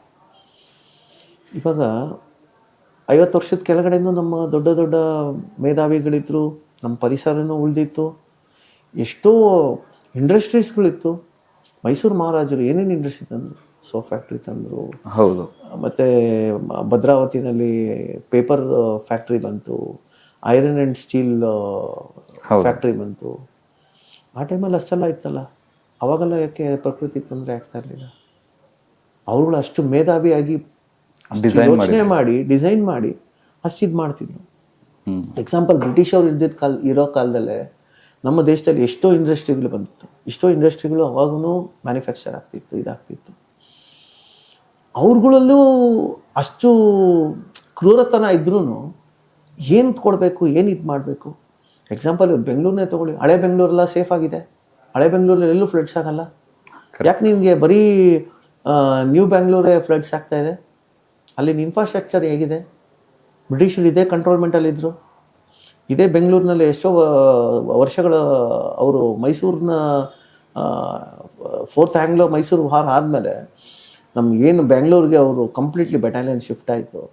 ಲೈಕ್ 1809 ಸಂಪೂರ್ಣವಾಗಿ ಶ್ರೀರಂಗಪಟ್ಟಣದ ಒಂದು ಬ್ರಿಟಿಷ್ನ ಕಾಲೋನಿ ಏನಿದೆ, ಮೈಸೂರು ಮಹಾರಾಜರ ಸಹಾಯದಿಂದ ಬೆಂಗಳೂರಿಗೆ ಶಿಫ್ಟ್ ಆಗ್ತಾರೆ ಕಂಟ್ರೋಲ್ಮೆಂಟಿಗೆ. ಅಲ್ಲಿ ಅಷ್ಟು ವಿದೇಶಿಯರು ಬಂದು ವಾಸ ಮಾಡ್ತಾರೆ, ಬೆಂಗಳೂರನ್ನ ನೋಡ್ತಾರೆ. ಆಗಿನ ಎಷ್ಟೋ ಇಂಜಿನಿಯರ್ಗಳು ಬೆಂಗಳೂರು ಬಗ್ಗೆ ತುಂಬ ಒಳ್ಳೆ ಡಿಸೈನ್ ಇಟ್ಕೊಂಡವರು. ಇದನ್ನು ಮುಟ್ಟಬಾರ್ದು, ಇದನ್ನು ಮುಟ್ಟಬೇಕು, ಇಲ್ಲಿ ಜನ ವಾಸಸ್ಥಾನ ಮಾಡೋದಕ್ಕೆ ಯೋಗ್ಯವಾಗಿದೆ. ಕೆಂಪೇಗೌಡರು ಬೆಂಗಳೂರನ್ನ ಕಟ್ಟಬೇಕಾದ್ರೂ ಅದೇ ಥರನೇ ಡಿಸೈನ್ ಮಾಡಿ ಕಟ್ಟಿದ್ದು. ಬಟ್ ಅದು ಇವತ್ತು ನಾವೇನು ಮಾಡ್ತಾ ಇದ್ದೀವಿ? ಇಡೀ ಬೆಂಗಳೂರನ್ನ ಎನ್ಕ್ರೋಚ್ಮೆಂಟ್ ಮಾಡ್ಕೊಂಡು ಸ್ಮಾರ್ಟ್ ಸಿಟಿ ಮಾಡ್ತೀವಿ ಅಂದ್ಬಿಟ್ಟು ಎಲ್ಲ ಎನ್ಕ್ರೋಚ್ಮೆಂಟ್ ಮಾಡಿಕೊಂಡು ಇವತ್ತಿನ ದಿವಸ ಬೆಂಗಳೂರನ್ನ ಇಷ್ಟು ಮಟ್ಟಿಗೆ ಹಾಳು ಮಾಡ್ಕೊಂಡು ಬಂದಿದ್ದೀವಿ. ಇವನ್ ದೇವರಾಜ ಅರಸು ಮುಖ್ಯಮಂತ್ರಿ ಆಗಿದ್ದಾಗ ಬೆಂಗಳೂರಿಗೊಂದು ಗ್ರೀನ್ ಝೋನ್ ಬೇಕು ಅಂದ್ಬಿಟ್ಟು he was the first chief minister who made Bangalore the green belt. ಒಂದು ಗ್ರೀನ್ ಬೆಲ್ಟ್ ಪ್ರೊಪಗಂಡ ತಗೊಂಬಂದಿದ್ದೆ ಅವರು. ಈಗ ಒಂದು ಬೆಂಗಳೂರು ಹಾಳಾಗ್ತಿರೋದು ಬೇರೆ ಬೇರೆ ಕಡೆಯಿಂದ ಜನ ಬಂದಿರೋದ್ರಿಂದ. Point number 1. ಬೇರೆ ಬೇರೆ ಕಡೆಯಿಂದ ಜನ ಬಂದಿರೋದು ಏನಾಗ್ತಿದೆ, ಈ ಹಳೆ ಬೆಂಗಳೂರು ಬಿಟ್ಟು ವೈಟ್ ಫೀಲ್ಡ್, ಎಲೆಕ್ಟ್ರಾನಿಕ್ ಸಿಟಿ ಈ ಥರ ಎಲ್ಲ ಎಕ್ಸ್ಪಾಂಡ್ ಆಗ್ತಾ ಹೋಗ್ತಿದೆ. ಅದಕ್ಕೆ ತಕ್ಕಂಗೆ ಡಿಫಾರೆಸ್ಟೇಷನ್ ಸಿಕ್ಕಾಪಟ್ಟೆ ಆಗ್ತಿದೆ. ಇದು ಒಂದು ರೀಸನ್ನು. ಇನ್ನೊಂದು ರೀಸನ್ನು ಟೆಕ್ನಾಲಜಿ. ಈ ಟೆಕ್ನಾಲಜಿ ಅಂತ ಮಾತಾಡ್ಬೇಕಾದ್ರೆ ಬಿಡದಿನ ಕಂಪ್ಲೀಟ್ AI ಸ್ಮಾರ್ಟ್ ಸಿಟಿ ಮಾಡಬೇಕು ಅಂತ ಓಡಾಡ್ತಿದ್ದಾರೆ. ಇದು ಎಷ್ಟು ಸರಿ? ಇದು ಎಲ್ಲಿಗೆ ಹೋಗ್ತಿದೆ ಪ್ರಕೃತಿ? ಏನು ಕತೆ? ಸರಿ ನೋಡಿ, ನಮ್ಮ ಬೆಂಗಳೂರಿನ ಸ್ಥಾಪಕದ ಅಂದರೆ ನಮ್ಮ ಒಬ್ಬ ಸ್ಥಾಪಕರ್ತ ಅಂತ ನಾವೇನು ಹೇಳ್ತೀವಿ, ಕೆಂಪೇಗೌಡರು 1537 ಇಸ್ವಿನಲ್ಲಿ 14 ಸಂಕ್ರಮಣ ದಿವಸ, ಜನವರಿ 14ನೇ ದಿವಸ ಸಂಕ್ರಮಣ ದಿವಸ ಒಂದು ಗುದ್ಲಿ ಪೂಜೆ ಮಾಡಿ 4 ಎತ್ತುಗಳನ್ನು ಬಿಟ್ಟಿರುವಂಥ ನಮಗೆ ಇತಿಹಾಸದ ಕಥೆ ಗೊತ್ತು. ಆ ಎತ್ತುಗಳು ಎಲ್ಲಿ ಕೊನೆಗೆ ನಿಲ್ತವೆ ಆ ಜಾಗಗಳಲ್ಲಿ ಕಾವಲು ಗೋಪುರನ ಕಟ್ಟಿದ್ರು. ಇಲ್ಲಿಂದ ನಮ್ಮ ಜನವಸತಿ ಪ್ರದೇಶ, ಇದು ನಮ್ಮ ನಗರ, ಇಷ್ಟು ನಾವು ನಮ್ಮ ಕೋಟೆ ಕಟ್ಕೊಂಡು ನಮ್ಮ ಜನಗಳನ್ನ ಇದು ಮಾಡಬೇಕು ಅಂತ ಒಂದು ಬೌಂಡ್ರಿನ ಫಿಕ್ಸ್ ಮಾಡಿಕೊಂಡ್ರು. ಅದಾಚೆ ನಂತರ ಏನಾಗಿತ್ತು, ಎಲ್ಲ ವನ್ಯಜೀವಿಗಳು, ಅರಣ್ಯ ಪ್ರದೇಶ ಈ ಥರ ಆಗಿತ್ತು. ಕೆರೆಗಳು, ಕುಂಟೆಗಳು, ಈ ಥರ ಹಳ್ಳಿ ಈ ಥರ ಆಯಿತು. ಈಗ ನಾವು ಮುಂಚೆ ಇವಾಗ ನಾವು ಎಕ್ಸಾಂಪಲ್ಲು KR ಪುರಂ ಆ ಕಡೆ ಎಲ್ಲ ಬೆಂಗಳೂರು ಗ್ರಾಮಾಂತರ ಅಂತ ಇದ್ರು. ಇವಾಗ ಹೊಸಕೋಟೆಗೆ ಹೋಗ್ಬಿಟ್ಟಿದ್ದೀವಿ ಬೆಂಗಳೂರು ಗ್ರಾಮಾಂತರಕ್ಕೆ. ಹೌದು. KR ಪುರ ಬೆಂಗಳೂರು ಗ್ರಾಮಾಂತರ ಅಂತಿದ್ರು. ಆಮೇಲೆ ಯಲಹಂಕ ಬೆಂಗಳೂರು ಗ್ರಾಮಾಂತರ ಅಂತಿದ್ರು. ನೀವು ಇಲ್ಲಿ ಹೆಬ್ಬಾಳ ದಾಟಿದ್ರೆ ಸಾಕು, ನಿಮಗೆ ಯಾರಿಗೂ ಅಲ್ಲಿ ಹೋಗೋಕ್ಕೆ ಭಯ ಬೀಳ್ತಾಯಿದ್ರು. ಮತ್ತು ಇನ್ನೊಂದು ಏನಂದರೆ, ಆ ಕಡೆ ಎಲ್ಲ ಜಾಸ್ತಿ ನಿಮಗೆ ಬರೀ ಕೈಗಾರಿಕೆ ಪ್ರದೇಶಗಳು ಯಾವುದೂ ಇರಲಿಲ್ಲ, ಯಾವುದು ಸ್ಮಾರ್ಟ್ ಸಿಟೀಸ್ ಇರಲಿಲ್ಲ, ಎಲ್ಲ ಬಂದು ಅಗ್ರಿಕಲ್ಚರ್ ನಡೆಸಿದ್ದಂಥ ಪ್ಲೇಸಸ್. ನೀವು ಈಗಲೂ ನಮ್ಮ ಹೊಸ ಏರ್ಪೋರ್ಟ್ ಹಿಂಭಾಗ ಭಾಳಷ್ಟು ನಗರಗಳಿಗೆ, ಹೊಸಕೋಟೆ ಹಿಂಭಾಗ ಇದೆಲ್ಲ ನಾವು ನಗರಗಳನ್ನ ನಾವು ಹೋದಾಗ ಈ ಸುಮಾರು ಏರಿಯಾಗಳು ಬರುತ್ತೆ, ಯಾಕಂದ್ರೆ ನಮಗೆ ಬಾಯಿಗೆ ಬರ್ತಾಯಿಲ್ಲ. ಆ ಊರುಗಳ ಕಡೆ ಹೋದಾಗ ಈಗಲೂ ಎಷ್ಟೋ ಜನ ರೈತರು ತಮ್ಮ ಕೃಷಿ ಬಗ್ಗೆನೇ ಅವಲಂಬಿತವಾಗಿ ಆ ಕೃಷಿ ಪದ್ಧತಿನೇ ಪಾಲಿಸ್ತಾ ಬರ್ತಾ ಇದ್ದಾರೆ. ಒಬ್ಬ ಕೃಷಿ ಪದ್ಧತಿ ಇದ್ದರೆ ಪಕ್ಕದಲ್ಲಿ ರಿಯಲ್ ಎಸ್ಟೇಟ್ ಮಾಡ್ಕೊಂಡು ಲೇಔಟ್ ಮಾಡ್ಕೊಂಡು ಅದನ್ನ ಸೇಲ್ ಮಾಡಬೇಕು ಅಂತ ಹೋಗ್ತಾ ಇದ್ದಾರೆ. ನೋಡಿ, ಮನುಷ್ಯ ಯಾವತ್ತು ಆಧುನಿಕ ತಂತ್ರಜ್ಞಾನದ ಬಗ್ಗೆ ಹೆಚ್ಚು ತಲೆ ಕೆಡಿಸ್ಕೊಳಕ್ಕೆ ಹೋದ. ನೀವು ಹೇಳಿದಾಗ ಯಾವಾಗಲೇ ಇವಾಗ ಎಲ್ಲರೂ ರೈತರಾಗಕ್ಕೆ ಇಷ್ಟಪಡ್ತಾರೆ. ಯಾಕೆ ಕಷ್ಟಪಡಬೇಕು, ಆ ಬೆಳೆ ಬೆಳೆದು ನಾನು ಯಾಕೆ ಇದು ಮಾಡ್ಕೋಬೇಕು? ಭೂಮಿಗೆ ನೀನು ವಿಷ ಹಾಕಿದ್ದಕ್ಕೆ ತಾನೇ ಭೂಮಿ ನಿನ್ಗೆ ವಾಪಸ್ ಕೊಡ್ತಾ ಇರೋದು, ವಿಷ ಕೊಡ್ತಾ ಇರೋದು. ಭೂಮಿ ನೀನು ಒಂದು ಸಾವಯವ ಕೃಷಿನಲ್ಲೇ ಪದ್ಧತಿಯಲ್ಲೇ ನೀನು ಬೆಳ್ಕೊಂಡು ಬಂದಿದ್ದಿದ್ರೆ, ನೀನು ಭೂಮಿಗೆ ವಿಷ ಹಾಕದೆ ಹೋಗಿದ್ದಿದ್ರೆ, ನಿನಗೆ ಯಾಕೆ ಭೂಮಿ ನೀನು ಬೆಳೆ ನಾಶ ಮಾಡ್ತಿತ್ತು? ಯಾಕೆ ನಿನ್ಗೆ ಇದು ಮಾಡ್ತಿತ್ತು? ಇವಾಗ ನೀನು ಈಸಿಯಾಗಿ ದುಡ್ಡು ಮಾಡೋದು ಹೆಂಗೆ ಅಂದ್ಬಿಟ್ಟು ನಿಮ್ಗೊಂದು ವೇ ಸಿಕ್ಬಿಟ್ರೆ ನೀನು ಕಷ್ಟಪಡೋದನ್ನೇ ಬಿಟ್ಬಿಡ್ತೀರಾ. ಇವಾಗ ನಿಮ್ಗೆ ಎಲ್ಲಿಂದನೋ ಒಂದು ಕಡೆ ದುಡ್ಡು ಬರ್ತಾ ಇದೆ, ಮಂತ್ಲಿ ನಿನ್ಗೇನು ನಿನ್ನ ಪ್ರಾಬ್ಲಮ್ ಸಾಲ್ವ್ ಆಗಬೇಕು. ಹೇಗನ ಆಗಲಿ, ನಾನು ಬಡತನ ಆಗಲಿ, ನಾನು ಬೇರೆಯವ್ನು ಸಾಯ್ತಾನೋ ಬಿಡ್ತಾನೋ, ನಾನು ಬೇರೆಯವ್ನಿಗೆ ಏನಾಗುತ್ತೋ, ಪ್ರಕೃತಿ ಹಾಳಾಗೋಗುತ್ತಾ, ಹೋಗುತ್ತೆ ಇವಾಗುತ್ತೆ, ಏನು ಯಾವುದೂ ತಲೆ ಕೆಡಿಸ್ಕೊಳ್ಳೋದು ಬೇಡ, ನಾನು ಚೆನ್ನಾಗಿದ್ರೆ ಸಾಕು. ಇವತ್ತಿನ ಪರಿಸ್ಥಿತಿ ಅದೇ ಆಗಿರೋದು. ಎಲ್ಲದಕ್ಕೂ ನಾವೇ ಕಾರಣ. ಇವಾಗ ಅವರೆಲ್ಲ ನಮ್ಮನ್ನೇನು ಇದು ಮಾಡ್ಕೊಂಡ್ಬಂದಿದ್ರ, ಹುಡ್ಕೊಂಡ್ಬಂದಿದ್ರು, ನಾವು ಹಾಳಾಗೋಗಿರೋದು. ಇವತ್ತು ಬೆಂಗಳೂರು ನಗರದಿಂದ ನಾವು ಜನ ಯಾರು ಇಲ್ಲಿಂದ ಹೋಗಿಲ್ಲ, ಅಲ್ಲಿಂದ ಇಲ್ಲಿ ಜನ ಬಂದಿರೋದು. ಅತಿಥಿ ದೇವೋಭವ ಅಂತ ನಾವು ಅವ್ರನ್ನ ವೆಲ್ಕಮ್ ಮಾಡಿದ್ವಿ, ಅವ್ರು ನಮ್ಗೇನು ಕೊಟ್ಟರು? ಅದಕ್ಕೆ ಹೇಳ್ತಾ ಇದ್ದೀನಲ್ಲ, ಬ್ರಿಟಿಷರು ನಮ್ಮನ್ನು ಬಿಟ್ಟು ಹೋಗೋಕ್ಕೆ ಮುಂಚೆ ಏನೇನು ವಿಷ ಬೀಜಗಳನ್ನು ಬಿತ್ತಬೇಕು ಅದನ್ನ ಬಿತ್ಬಿಟ್ಟು ಹೊಂಟೋದ್ರು. ಬಟ್ ಆದರೆ ನಮ್ಮ ದಕ್ಷಿಣ ಭಾರತ ಸ್ವಲ್ಪ ಉಳ್ಕೊಂಡಿತ್ತು. ಯಾಕಂದರೆ ಇಲ್ಲಿ ನಮ್ಮ ಮೈಸೂರು ಮಹಾರಾಜರು ಜನಗಳಿಗೆ ಮಾಡಿದಂಥ ಒಂದು ಒಳ್ಳೆ ಕೆಲಸಗಳು ಅದೆಲ್ಲ ಜನರ ಮನಸ್ಸಿನಲ್ಲಿ ತುಂಬ ದೀರ್ಘವಾಗಿ ಅವರಿಗೆ ಇತ್ತು. ಯಾಕಂದರೆ ಈ ಇನ್ನೋಸೆಂಟ್ ಪೀಪಲ್ ಇರ್ತಾರೆ, ಅವರು ಅವಿದ್ಯಾವಂತರು ಅನ್ನೋದಕ್ಕಿಂತ ಯಾರು ವಿದ್ಯಾವಂತರು ಇರ್ತಾರೋ ಅವರು ನಮ್ಮ ದೇಶದ ಪ್ರಗತಿಗೆ ಒಳ್ಳೇದು ಮಾಡ್ತಾರೆ. ಇವಾಗ ಎಕ್ಸಾಂಪಲ್ ನಾವು ಕಸ್ತೂರಿ ನಿವಾಸ ಚಿತ್ರ ಮತ್ತು ಬೇರೆ ಎಷ್ಟೋ ರಾಜ್ಕುಮಾರ್ ಚಿತ್ರಗಳನ್ನು ನಾವು ನೋಡಿದಾಗ ಅಲ್ಲಿಂದ ನಮಗೆ ಭಾಳಷ್ಟು ಅನುಭವಗಳು ಸಿಗುತ್ತೆ. ಸೊ ಅದರಲ್ಲಿ ಹಳ್ಳಿ ಜನ ಭಾಳ ಮೂಕ ಪ್ರಜ್ಞಾವಂತರು, ಅವ್ರಿಗೇನು ಗೊತ್ತಾಗ್ತಾ ಇರಲಿಲ್ಲ. ಅವ್ರು ದಿನ ಬೆಳಗ್ಗೆ ಎದ್ದರೆ ಏನು ಮಾಡಬೇಕು, ಹಸುಗಳನ್ನ ಕಟ್ಟಾಕಬೇಕು, ಹೊಲಕ್ಕೆ ಹೋಗಬೇಕು, ಹೊಲದಲ್ಲಿ ಏನು ಬೆಳೆ ಬೆಳಿಬೇಕು, ಅದು ಏನಿದು ಮಾಡಬೇಕು, ಅಷ್ಟು ಮಾತ್ರ ಅವ್ರ ಜೀವನ ಸಾಗಿಸ್ತಾ ಇದ್ರು. ಬಟ್ ಆದರೆ ಇಲ್ಲಿ ನಾವು ಎಲ್ಲಿಂದ ಹಾಳು ಮಾಡ್ಕೊಂಡ್ವಿ, ಹೊರಗಿನವರು ಒಂದು ವೆಸ್ಟರ್ನ್ ಕಲ್ಚರ್ಗಳು ಯಾವಾಗ ಬಂದು ನಮ್ಮಲ್ಲಿ ಸ್ಟಾರ್ಟ್ ಆಯಿತು. ಬ್ಯಾಕ್ ಟು ಬ್ಯಾಕ್ ಸಣ್ಣದ್ರಿಂದ ಎಲ್ಲನೂ ನಾವು ಹಾಳು ಮಾಡ್ಕೊತ ಬಂದ್ವಿ. ನಮಗೆ ಗೊತ್ತು, ನಮ್ಮ ಜನಕ್ಕೆ ಇದು ಮಾಡಿದ್ರೆ ಇದು ತಪ್ಪು, ಇದು ಕೆಟ್ಟದ್ದು, ಇದು ಒಳ್ಳೇದು ಎಲ್ಲನೂ ಗೊತ್ತು. ಬಟ್ ಆದರೆ ಮಾಡಕ್ಕೆ ರೆಡಿ ಇಲ್ಲ ಅಲ್ಲ ಅದನ್ನು ಇದು ಮಾಡೋದಕ್ಕೆ ರೆಡಿ ಇಲ್ಲ. ಅವ್ರಿಗೆ ಅದು ಎಫೆಕ್ಟ್ ಆದಾಗ ಮಾತ್ರ ಅವ್ರಿಗೆ ಗೊತ್ತಾಗುತ್ತೆ, ಅಯ್ಯೋ ನಾನು ಇದರಿಂದ ಎಫೆಕ್ಟ್ ಆದೆ ಅಂತ. ಒಬ್ಬ ವ್ಯಕ್ತಿಗೆ ತನ್ನ ಬಾಡಿ ಒಳಗೆ ಕ್ಯಾನ್ಸರ್ ಇದೆ ಅಂತ ಆತನಿಗೆ ಗೊತ್ತಿರಲ್ಲ. ಆ ಕ್ಯಾನ್ಸರು ಯಾವಾಗ ಆತನಿಗೆ ಎಫೆಕ್ಟ್ ಕೊಡುತ್ತೋ ಆವಾಗ ಅವ್ನಿಗೆ ಗೊತ್ತಾಗುತ್ತೆ, ಅಯ್ಯೋ ನಾನು ಇದು ಮಾಡಬಾರ್ದಾಗಿತ್ತು. ಅಲ್ಲ ಸರ್, ಕ್ಯಾನ್ಸರ್ ಹೋಗ್ಲಿ, ಇವಾಗ ಎಲ್ರಿಗೂ ಗೊತ್ತಾಗ್ತಿದೆ ಬೇಸಿಗೆಗಾಲ ಟೆಂಪ್ರೇಚರ್ ಯಾವ ರೇಂಜಿಗೆ ಹೋಗ್ತಿದೆ ಅಂತ. ಯಾಕೆ ಹೋಗ್ತಿದೆ? ಈಗ ನಾವು ಬೆಂಗಳೂರಿಂದ ಹುಬ್ಳಿಗೆ ಮೊದ್ಲೇನಾದ್ರೂ ಹೋಗ್ತಿದೀವಿ ಅಂದ್ರೆ ಆರಾಮಾಗಿ ಹೋಗ್ತಿದ್ವಿ. ಇವಾಗ ಬಿಸಿಲಿಗೆ ರೋಡ್ ಚೆನ್ನಾಗಿದೆ, ಎಲ್ಲ ಚೆನ್ನಾಗಿ ಮಾಡಿದ್ದಾರೆ, ಇಲ್ಲ ಅಂತ ಹೇಳ್ತಿಲ್ಲ. ಬೆಂಗಳೂರು ಟು ಹುಬ್ಳಿ 5 hours ಅಲ್ಲಿ ರೀಚ್ ಆಗೋ ತರ ಮಾಡಿದ್ದಾರೆ. ಬಟ್ ಎಲ್ಲಿ ಒಂದ್ ಗಿಡ ಇಲ್ಲ, ಒಂದ್ ಮರ ಇಲ್ಲ. ನೀವೇ ಉತ್ತರ ಕೊಟ್ಬಿಟ್ರಲ್ಲ. ಎಲ್ಲ ಮಾಡ್ತಿದ್ದಾರೆ. ಸೊ ಇವಾಗ ಅದರಿಂದ ಎಫೆಕ್ಟ್ ಆಗ್ತಿರೋದೇ ಬಿಸಿಲು. ಯಾವ ರೇಂಜಿಗೆ ಬಿಸಿಲು ಬರ್ತಿದೆ ಜನಕ್ಕೆ ಗೊತ್ತಾಗ್ತಿದೆ. ನೋಡಪ್ಪ ಎಲ್ಲ ಮರ ಕಡ್ದಾಕ್ಬಿಟ್ಟಿದ್ದಾರೆ, ಎಷ್ಟೊಂದು ಬಿಸಿಲು ಬರ್ತಿದೆ ಅಂತ ಎಲ್ರು ಮಾತಾಡ್ತಾರೆ. ಬಟ್ ನಾಳೆ ಹೋಗಿ ಅವ್ರ ಮನೆ ಮುಂದೆ ಮರ ನೆಡ್ತಾರೆ, ಗಿಡ ನೆಡ್ತಾರ? ಯಾರು ನೆಡಲ್ಲ. ಅದೇ ತಪ್ಪಾಗ್ತದೆ ನೋಡಿ. ನಾವೆಲ್ಲಿ ಪ್ರಶ್ನೆ ಕೇಳ್ತೀವಿ ಅಲ್ಲೇ ಉತ್ತರ ಇದೆ. ನಾವೇನು ಕಳ್ಕೊಂಡ್ವಿ? ಮುಂಚೆ ಹೇಗಿತ್ತು ನಮ್ಮ ರಸ್ತೆಗಳು? ನಾವೊಂದು ರಸ್ತೆ ಮಾಡಿದಾಗ ಆ ರಸ್ತೆ ಪಕ್ಕದಲ್ಲಿ ಎಷ್ಟು ಉದ್ದ ರಸ್ತೆ ಹೋಗುತ್ತೋ ಅಷ್ಟು ರಸ್ತೆ ಪಕ್ಕದಲ್ಲಿ ಒಂದು ಮರಗಳನ್ನು ಹಾಕೊಂಡು ಹೋಗ್ತಾ ಇದ್ವಿ. ಹಿಂದೆ ಹೇಗಿತ್ತು? ಇಲ್ಲಿಂದ ನಾವು ಯಾವುದೇ ಒಂದು ಊರಿಗೆ ಸಂಚಾರ ಮಾಡಬೇಕಾದ್ರೆ ಹಿಂದಿನ ಕಾಲದಲ್ಲಿ ಈ ಊರಿಂದ ಆ ಊರಿಗೆ ಹೋಗ್ಬೇಕಾದ್ರೆ ಒಂದು ಕೆರೆ, ಕುಂಟೆ, ಕೊಳವೆಗಳನ್ನು ಅಲ್ಲಲ್ಲಿ ಇಲ್ಲಿ ಏನಕ್ಕೆ ಮಾಡಿದ್ರು? ಯಾರೋ ಒಂದು ಬಾವಿ ತೋಡಿಟ್ಟಿರ್ತಾರೆ. ಏನಕ್ಕಪ್ಪ ಬಾವಿ ತೋಡಿರ್ತಾರೆ? ಇಲ್ಲಿ ಯಾರೋ ಒಬ್ರು ರಸ್ತೆ ಮಧ್ಯೆ ಹಾದು ಹೋಗ್ಬೇಕಾದ್ರೆ ದಣಿವಾದಾಗ ನೀರು ಕುಡೀಲಿ, ಒಂದು ಛತ್ರ, ಒಂದು ಮಂಟಪ ಏನಕ್ಕೆ ಕಟ್ತಾ ಇದ್ರು? ಅಪ್ಪ ಅವ್ರು ದಣಿದು ಸುಸ್ತಾಗಿರ್ತಾರೆ, ರಾತ್ರಿ ಹೊತ್ತು ಅಕಸ್ಮಾತ್ ಇಲ್ಲೊಂದು ಜಗ್ಲಿ ಮೇಲೆ ಅವ್ರು ಮಲ್ಕೊಂಡು ಹೋಗ್ಲಿ ಅನ್ನೋದಕ್ಕೋಸ್ಕರ ಇದು ಮಾಡ್ತೀವಿ. ಆಗಿನ ಕಾಲದಲ್ಲಿ ಯಾರನ್ನ ಈ ರೈತರು ಎಷ್ಟೋ ಊರುಗಳು ಸಂತೆಗಳು ಹೋಗೋರಂತೆ. ಹೋಗೋ ದಾರಿನಲ್ಲಿ ಅಕಸ್ಮಾತ್ ಏನಾದ್ರು ಹಳ್ಳಿಗಳಲ್ಲಿ ಹೋಗಿ ಮನೆ ಹತ್ರ ಜಗ್ಲಿ ಕಟ್ಟೆ ಕಟ್ಟಿರ್ತಾ ಇದ್ರಂತೆ. ಆ ಜಗ್ಲಿ ಕಟ್ಟೆ ಹತ್ರ ಮನೆಯವ್ರನ್ನ ಕೇಳಿದಾಗ, ಅಪ್ಪ ನಾನು ಇಲ್ಲೊಂದು ಸ್ವಲ್ಪ ಹೊತ್ತು ವಿಶ್ರಾಂತಿ ತೊಗೋಬೋದ ಅಂದೆ. ನೀನು ಆರಾಮಾಗಿ ಇಲ್ಲೇ ಮಲ್ಕೊಂಡು ಹೋಗಪ್ಪ ಅಂತ ಚಾಪೆ ಹಾಸಿ ಆತನಿಗೊಂದು ಕರಿ ಕಂಬಳಿ ಕೊಟ್ಟು, ಕುಡಿಯೋದಕ್ಕೊಂದು ಗ್ಲಾಸ್ ಮಜ್ಜಿಗೆ ಕೊಟ್ಟು, ಊಟ ಏನಾದ್ರು ಮಾಡಿದ್ಯೋ ಎತ್ತ ಅಂತ ಪರಿಚಯ ಮಾಡಿಕೊಂಡು ಆತನ ಬಗ್ಗೆನೂ ವಿಶ್ವಾಸಕ್ಕೆ ತಗೊಂಡು ಆಗಿದ್ದಂತಹ ಒಂದು ದೇಶ ನಮ್ಮದು, ಆಗಿದ್ದಂಥ ರಾಮರಾಜ್ಯ ನಮ್ಮದು.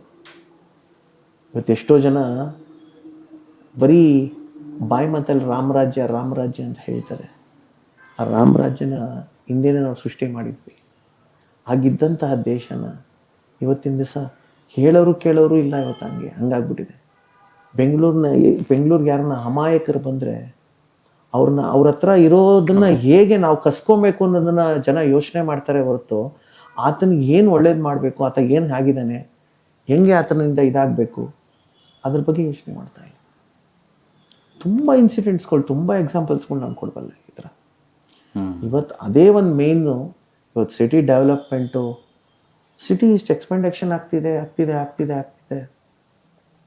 ಇವತ್ತು ನಾವು ರಾಜಾಜಿನಗರದಲ್ಲಿದ್ದವರು ಕೆಂಗೇರಿಗೆ ಹೋಗಿ ಮನೆ ಮಾಡ್ತಾ ಇದ್ದೀವಿ, ಕೆಂಗೇರಿನಲ್ಲಿದ್ದವ್ರು ಬಿಡದಿಗೆ ಹೋಗಿ ಮನೆ ಮಾಡ್ತಾ ಇದ್ದೀವಿ. ಯಾಕಂದರೆ ಬಿಡದಿನ ಟೌನ್ಶಿಪ್ ಆಗ್ತಾ ಇದೆಯಲ್ಲ, ಒಳ್ಳೆ ಸ್ಮಾರ್ಟ್ ಸಿಟಿ, ನಿಮಗೆಲ್ಲ ಒಳ್ಳೆ ಫೆಸಿಲಿಟಿ ಕೊಡ್ತಾರೆ. ನಾವೇ ಚೇಂಜ್ ಆಗ್ತಾ ಇರೋದು. ಇಲ್ಲಿರೋವಂಥ ಸಣ್ಣ ಪುಟ್ಟ ಸೈಟ್ಗಳನ್ನೆಲ್ಲ ಕೋಟಿಗಟ್ಟಲೆಗೆ ಇದಕ್ಕೆ ಮಾರ್ಕೊಂಡು ಅಲ್ಲೋಗಿ ಚೀಪ್ ಆ್ಯಂಡ್ ಬೆಸ್ಟಾಗಿ ಸಿಗುತ್ತೆ ಅಂತ ಅಲ್ಲೋಗಿ ಮಾರ್ಕೊಂಡು ಅಲ್ಲಿಗೆ ಸಿಟಿಗೆ ಶಿಫ್ಟ್ ಆದರು. ಇವಾಗ ನಾಳೆ ಅದನ್ನು ಸಿಟಿ ಗಬ್ಬೆದೋಗುತ್ತೆ. ನಾಳೆ ಇನ್ನೊಬ್ಬ ಯಾರೋ ಬರ್ತಾನೆ, ಅದಕ್ಕೆ ಇನ್ನೊಂದು ಅಡ್ರೆಸ್ಟ್ ಕೊಡ್ತೀನಿ ಅಂತ ಹೋಗ್ತಾನೆ. ಮತ್ತೆ ಅದನ್ನು ಬಿಟ್ಬಿಟ್ಟು ಮತ್ತೆ ರಾಮನಗರಕ್ಕೆ ಹೋಗ್ತೀವಿ. ಇವಾಗ ಬಿಡದಿಗಿದ್ದವ್ನು ಅಲ್ಲಿಂದ ಪಕ್ಕದಲ್ಲಿ ಇನ್ಯಾವುದು ರಾಮನಗರನೇ. ಇನ್ನು ರಾಮನಗರ ಬಿಟ್ಟರೆ ನೆಕ್ಸ್ಟ್ ಚನ್ನಪಟ್ಟಣ, ನೆಕ್ಸ್ಟ್ ಎಕ್ಸ್ಪ್ಯಾಂಡ್ ಆಗ್ತಾ ಹೋಗುತ್ತೆ. ಬೆಂಗಳೂರು ದಕ್ಷಿಣ ಮಾಡಬೇಕು ಅಂತ ಇವಾಗ ಅವ್ರು ಹೊರಟಿದ್ದಾರೆ. ದಕ್ಷಿಣ ಕ್ಷೇತ್ರ ಅಂದ್ಬಿಟ್ಟು ರಾಮನಗರ ಹೆಸರು ತೆಗಿಸ್ಬಿಟ್ಟು ಏನಕ್ಕೆ? ಅಲ್ಲಿ ಲ್ಯಾಂಡ್ ವ್ಯಾಲ್ಯೂ ಹೈಕ್ ಆಗ್ತಾ ಇದೆ, ಹೈಕ್ ಮಾಡಬೇಕು ಅಂತಿದ್ದಾರೆ. ಅಲ್ಲೂ ಸ್ವಲ್ಪ ಈಗ ಒಂದು ಮಿನಿ ಏರ್ಪೋರ್ಟ್ ಮಾಡಬೇಕು. ಜನ ಮನುಷ್ಯನ ಆಸೆಗೆ ಕೊನೆಯೇ ಇಲ್ದಂಗೆ ಆಗೋಯ್ತು. ಬಟ್ ಇದನ್ನ ಈಗ ಸಿಸ್ಟಮ್ ಸ್ಟಾಪ್ ಮಾಡ್ಬೇಕಲ್ವ ಸರ್? ಈಗ ಅದನ್ನ ರಾಜಕಾರಣಿಗಳು ಅದಕ್ಕೆ ಪ್ರೋತ್ಸಾಹ ಕೊಡ್ಲಿಲ್ಲ ಯಾರು ಸ್ಟಾಪ್ ಮಾಡ್ತಾರೆ? ರಾಜಕಾರಣಿಗಳಿಗೆ ದುಡ್ಡು ಬೇಕು, ಅವರು ಮಾಡ್ತಾರೆ. ಇವತ್ತು ಅವ್ರನ್ನ ಎಲೆಕ್ಟ್ ಮಾಡಿ ಕೂರ್ಸಿರೋರು ನಾವಲ್ವಾ? ಅವರು 5 ವರ್ಷಕ್ಕೊಂದ್ಸರಿ ಬರ್ತಾರೆ, ನಮ್ಮ ಕಾಲಕ್ಕೆ ಬೀಳ್ತಾರೆ. ನಾವೇನ್ ಮಾಡ್ತೀವಿ? ನಮ್ ದಿಕ್ಕಿಲ್ಲೂ ದಿವಾಡೆ ಇಲ್ಲ. ಯಾವ್ದನ್ನು ನಾವು ನಂಬೋದಕ್ಕೆ ರೆಡಿ ಇಲ್ಲ. ಯಾವ್ದೋ ನಾವು ಹೊಸ ಪಾರ್ಟಿ ಬರ್ತಾ ಇದೆ ಅಂದ್ರೆ ಅದ್ರ ಮೇಲೆ ನಮ್ಗೆ ಸಂಪೂರ್ಣವಾಗಿ ನಂಬಿಕೆನೇ ಇಲ್ಲ. ಯಾರೋ ಒಂದಷ್ಟು ಜನ ಹೇಳ್ತಾರೆ ಇವ್ರು ಫ್ರೀ ಭಾಗ್ಯ ಕೊಟ್ರು ಅಂತ ಅವ್ರಿಗೆ ಓಟ್ ಹಾಕಿದ್ರು ಅಂತಾರೆ. ಆ ವಿರೋಧವಾಗಿದ್ದವನು ಅವರು ಆಯ್ತಪ್ಪ, ನೀನ್ ಅಧಿಕಾರದಲ್ಲಿದ್ದಾಗ ಏನ್ ಮಾಡಿದೆ ನೀನು? ಅದಕ್ಕೆ ನಾವು ಕೆಲವೊಂದು ಉಪೇಂದ್ರ ಅವರ ಕೆಲವೊಂದು ಡೈಲಾಗ್ಸ್ಗಳು ನಿಜವಾಗ್ಲೂ ಸರ್ ಇವತ್ತಿನ ದಿವಸ ಹೌದು. ಇವತ್ತು ತಮಿಳ್ನಾಡನ್ನು ನೋಡಿ, ಒಂದು ವಿಜಯ್ಗೆ ಅಷ್ಟರ ಮಟ್ಟಕ್ಕೆ ಫ್ಯಾನ್ಸ್ ಅವನ್ನ ಗೆಲ್ಸ್ಕೊಂಬಂದು ಇವತ್ತೊಂದು ಚೀಫ್ ಮಿನಿಸ್ಟರ್ ಮಾಡಿ ಕೂರಿಸಿದ್ರು ಅಂದರೆ, ಯಾಕಂದ್ರೆ ಆ ಜನಕ್ಕೆ ಗೊತ್ತು ನನ್ನ ರಾಜ್ಯಕ್ಕೆ ಏನು ಬೇಕು, ಯಾರನ್ನ ನಾನು ಎಲೆಕ್ಟ್ ಮಾಡಬೇಕು ಅನ್ನೋದು ಅವ್ರು ಡಿಸೈಡ್ ಮಾಡ್ಕೊಂಡು ಎಲೆಕ್ಟ್ ಮಾಡಿದ್ದು. ಇಲ್ಲಿ ಇವತ್ತು ನೀವೇನು ಮಾಡ್ತಾ ಇದ್ದೀರಾ ನಮ್ಮ ಕರ್ನಾಟಕದಲ್ಲಿ? ನೀವು ನಿಮ್ಮವ್ರು ಯಾರು ಬೇಕು ಅನ್ನೋದು ನಿಮಗೆ ಗೊತ್ತಿಲ್ಲ. ನಿಮಗೆ ನಂಬಿಕೆ ಇರೋದೇ 2 ಪಾರ್ಟಿ ಮೇಲೆ, ಇಲ್ಲ ಕಾಂಗ್ರೆಸ್ಸು, ಇಲ್ಲ BJP, ಇಲ್ಲ ಇವರು 3 ಜನ JCBಗಳೇ. ಟಿಪ್ಪರ್ ಲಾರಿ ಥರ ಬಗ್ದು ಎಲ್ಲ ಕೊಳ್ಳೆ ಹೊಡೆದ್ಬಿಟ್ಟಿದ್ದಾರೆ. ಅವ್ರ ಮಕ್ಕಳು ವಿದೇಶದಲ್ಲಿ ಓದ್ತಾರೆ, ಬಡವ್ರ ಮಕ್ಕಳು ಗೌರ್ಮೆಂಟ್ ಸ್ಕೂಲಲ್ಲಿ ಓದ್ತಾರೆ. ಗೌರ್ಮೆಂಟ್ ಸ್ಕೂಲಲ್ಲಿ ಒಂದು ನೆಲ ಇದಿಲ್ಲ, ಸೀಟ್ ಇಲ್ಲ, ಒಂದು ಬೆಂಚ್ ಇಲ್ಲ, ಒಂದು ಚೇರ್ ಇಲ್ಲ. ಏನಾದ್ರು ಹೆಚ್ಚು ಕಮ್ಮಿ ಆದ್ರೆ ಮಕ್ಕಳು ಹೋದ್ರು, ಅಕಸ್ಮಾತ್ ಪೇರೆಂಟ್ಸ್ ತಲೆ ಕೆಡ್ಸ್ಕೊಂಡು ಒಂದು ವಿದ್ಯಾಭ್ಯಾಸ ಕೊಡ್ಬೇಕು, ಒಂದು ಖಾಸಗಿ ಶಾಲೆಗೆ ಕಳ್ಸಿದ್ರೆ ಅಲ್ಲೇ ಡೊನೇಷನ್ ಅವಳಿ, ಆಮೇಲೆ ವಿದೇಶಿ ವ್ಯಾಮೋಹ, ವೆಸ್ಟರ್ನ್ ಕಲ್ಚರು. ಇಲ್ಲಿ ಓದಿ ಬುದ್ಧಿವಂತ ಆದವನು ಇವತ್ತೇನು ಮಾಡ್ತಾ ಇದ್ದಾನೆ? ಈ ದೇಶದ ಸವಸನೆ ಸಾಕು ಅಂತ ಯಾವ ದೇಶ ತನಗೆ ಪ್ರಿಯಾರಿಟಿ ಕೊಡುತ್ತೋ ಆ ದೇಶಕ್ಕೆ ಹೋಗಿ ಸೆಟ್ಲ್ ಆಗ್ತಾ ಇದ್ದಾನೆ. ಅದೇ ಒಂದಿದೆ ಅಲ್ಲ ಸರ್, ಕನ್ನಡ ಹೋರಾಟಗಾರರೊಬ್ರು ಮುಂಚೂಣಿಯಲ್ಲಿ ಇದಾರವ್ರು. ಆ ಕನ್ನಡ ಹೋರಾಟಗಾರರ ಮಗಳು ವಿದೇಶದಲ್ಲಿ ಹೋಗಿ ಇಂಗ್ಲಿಷಲ್ಲಿ ಓದ್ತಿದ್ದಾರೆ. ಇವ್ರಿಗೆ ಕನ್ನಡ ಹೋರಾಟ ಅಂತ ಹೋರಾಟ ಮಾಡ್ತಿದ್ದಾರೆ. ಏನ್ ಮಾಡ್ತೀರಾ? ಈಗ ಮೈಸೂರು ಮಹಾರಾಜರು ಪ್ರಕೃತಿಗೆ ತುಂಬಾ ಕೊಟ್ಟಿದ್ದಾರೆ, ತುಂಬಾ ಚೆನ್ನಾಗಿ ಪ್ಲಾನ್ ಮಾಡಿದ್ದಾರೆ ಅಂತ ಹೇಳಿದ್ರೆ 100% ಕರೆಕ್ಟು.